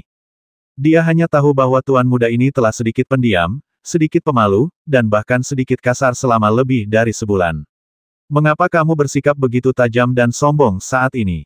Tapi dia juga tahu bahwa orang yang membuat tuan muda mengungkapkan niat membasminya yang mengerikan adalah Sue Wuhen, kepala keluarga muda dari keluarga Sue. Dan ini menara Yue keluarga Yue, jadi dia berbisik, mengingatkan tuan muda di depannya yang sepertinya hendak melarikan diri. Aku tahu ini menara bulan, jadi, aku tidak mengambil tindakan. Ye Qinghan berkata dengan suara rendah, suaranya dingin dan tidak nyaring, tapi dia tidak sengaja menekannya, guntur di menara Bafang yang tenang, meledak berkeping-keping. Tidak banyak orang yang duduk di loteng, sekitar 7 atau 8 orang. Namun mereka yang bisa memasuki gedung persegi ini dan duduk di sana sambil minum secangkir teh bukanlah orang biasa. Gedung Sifang ini tidak menerima tamu dari seluruh dunia, hanya tamu terhormat, tentunya tidak banyak orang di God of War Mansion yang bisa menyebut keluarga Yue di antara 5 keluarga besar sebagai tamu terhormat. Tentu saja Sue Wuhen dapat dianggap sebagai tamu terhormat. Patriark muda dari keluarga Sue dan elit muda ke-10 dalam daftar tanah tentu saja adalah orang yang hebat. Namun anak laki-laki aneh dan kekanak-kanakan di depannya ini justru melepaskan niat membasminya begitu dia memasuki pintu, merusak suasana ruangan yang bagus dan anggun. Tentu saja, orang-orang yang duduk di dalam tidak terlalu senang. Saat ini, pemuda itu berkata dengan berani bahwa dia masih ingin mengambil tindakan terhadap Sue Wuhen. Anak ini agak terlalu sok, dan orang-orang di ruangan itu sedikit tidak puas. Seorang pemuda di paling kiri berdiri, siap membantu Tuan Sue. Pemuda itu belum tua, wajahnya agak pucat, dan dia terlihat cukup tampan. Rambut keritingnya disampirkan dengan santai di belakang kepalanya, membuatnya terlihat sangat tampan. Dengan roh jahat, dia memandang Ye Qinghan dengan hati-hati dan memastikan dia tidak mengenalinya. Dia berkata dengan acuh tak acuh, "Yue Ji, anak siapa ini? Mengapa mereka tidak lebih tua atau lebih muda? Tuan Long Sui Hui, ini keluarga Ye. Tuan Ye, bisakah Anda memberi saya wajah dan masuk dan duduk dengan tenang?" Yuan Yang tersenyum manis, menjelaskan, dan kemudian berbalik untuk melihat Ye Qinghan dengan ekspresi penuh harapan di wajahnya. "Aku hanya ingin memberikan wajah keluargamu, jadi aku tidak melakukan apa-apa," kata Ye Qinghan ringan, tanpa mempedulikan orang-orang di ruangan itu, dia langsung masuk dan berjalan di depan Sue Wuhen. Dia menyipitkan matanya dan sebenarnya tertawa Sue Wuhen, "Tuan Sue, Anda sangat baik, sangat baik. Sue Yi meminta saya untuk memberitahu Anda sesuatu. Dia bilang Anda bisa pergi dan berkumpul dengan mereka jika Anda punya waktu." Wow! Sue Wuhen tidak bergerak, hanya wajahnya yang berwarna menjadi sedikit suram. Tapi Tuan Si dan Tuan Mo di sebelah mereka berdiri dengan keras, semangat juang mereka bekerja dengan kekuatan penuh, menatap Ye Qinghan dengan ganas, mata mereka penuh amarah dan sedikit keterkejutan. Tanpa sepengetahuan orang lain, mereka berdua dan Sue Wuhen tahu betul arti kata-kata Ye Qinghan. Sue Yi dan yang lainnya sudah mati, dibasmi oleh Ye Qinghan. Dan Ye Qinghan berkata di depan wajahnya bahwa dia ingin dia turun dan berkumpul dengan Sue Yi. Ini adalah ancaman terbuka dan deklarasi perang. Ye Sisan dan Ye Siki berdiri dengan gugup di belakang Ye Qinghan, mereka tidak tahu mengapa Ye Qinghan mengatakan sesuatu.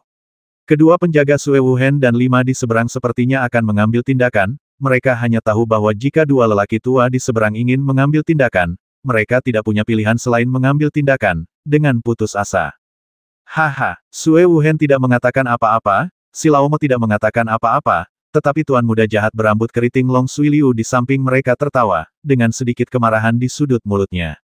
Sepertinya baru saja Ye Qinghan berjalan tanpa ekspresi dan bahkan tidak melihatnya, yang membuatnya merasa sedikit diremehkan, atau mungkin sikap arogan dan arogan Ye Qinghan membuatnya merasa sangat tidak nyaman.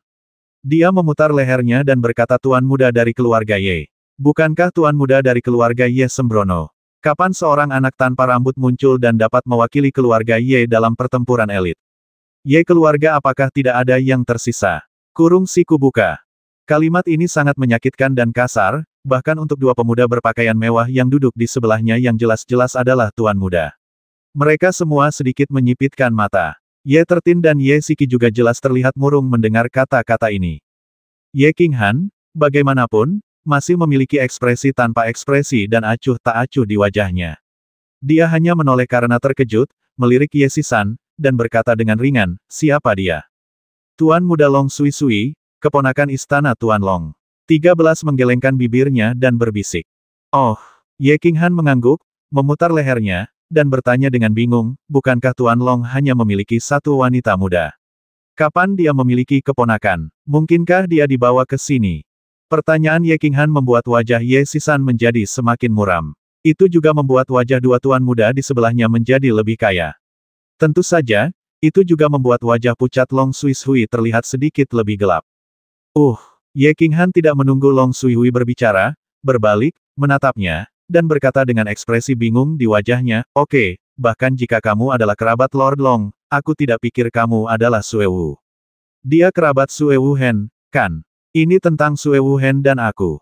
Mengapa kamu membela dia? Atau menurutku seperti ini, kamu membela keluarga Sue saat istana Tuan Dailong bersama kita. Rumah adalah musuh." Wow, kata-kata tajam Ye Qinghan mengejutkan semua orang yang hadir. Kata-kata ini terlalu tajam. Dia sebenarnya mengajukan perselisihan kecil ke tingkat penguasa istana dan 5 keluarga besar. Siapa yang berani mengatakan omong kosong ini? Siapa yang berani menjawab kacau? Dan beraninya Long Sui Sui mewakili Lord Long Mansion. Beraninya kamu mewakili istana Master Long dan menjadi musuh keluarga Ye. Jadi dia membuka mulutnya lebar-lebar, tapi tidak bisa berkata apa-apa, tapi wajah tampannya tampak sedikit berubah. Kedua tuan muda yang duduk di sebelah mereka juga memiliki penampilan yang sangat khas, mereka adalah tipikal pria berotot, memancarkan aura galak dan sembrono, dengan pedang panjang di punggungnya. Namun yang satu justru sebaliknya, ia justru lebih tampan dari Long Suiliu, bahkan bisa dikatakan cukup cantik, jika bukan karena jakunnya yang tinggi, orang lain pasti akan mengira ia cantik. Saat ini, ekspresi wajah mereka lebih khas daripada penampilan mereka, tetapi siapapun itu, ketika mereka ingin tertawa tetapi berusaha keras untuk tidak tertawa, ekspresi wajah mereka sangatlah istimewa.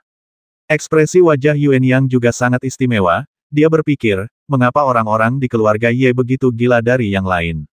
Dan Feng yang cantik mengedipkan mata pada pelayan di belakangnya, mengungkapkan arti khusus, pelayan itu mengangguk dan diam-diam meninggalkan loteng. Tentu saja Tuan Long tidak mewakili penguasa istana saat ini, tetapi saya juga ingin tahu, kapan Anda, seorang tuan muda dengan keluarga yang membumi, dapat mewakili keluarga Ye. Saat kritis, Sue Wuhen akhirnya berbicara. Sebelumnya, dia menghadapi Ye King Han, dia sedikit tidak masuk akal, jadi dia sedikit diam. Tapi sikap Ye King Han yang arogan dan bahkan bermusuhan saat ini berhasil membangkitkan kesombongannya. Jika dia tidak membuka mulut dalam menghadapi situasi seperti itu, orang lain pasti akan meremehkannya. Oh, kamu kura-kura akhirnya berani berbicara. Dan, jika aku bisa berdiri di sini hari ini, aku bisa mewakili keluarga Ye, meskipun aku tidak peduli dengan identitas ini. Ye King Han memandang Sue Wu dengan penuh minat. Dia mengangkatnya alis dan berkata secara provokatif. Pupil Sue Wuhen mengecil, wajahnya berubah beberapa kali, dan akhirnya dia berkata, Ye King Han, terkadang lebih baik bersikap baik. Petik 2. Aku selalu baik, tapi, aku memperlakukanmu seperti ini sobat, aku menurutku tidak perlu bersikap baik. Lagi pula, apa aku tidak baik? Ada apa denganmu? Ye King Han tersenyum dingin dan berkata dengan bangga. Melihat Ye King Han mencari masalah, pemandangan tiba-tiba menjadi tegang, semua orang terdiam dan tempat itu sunyi. Tapi semua orang bisa mencium bau mesiu di udara. 60.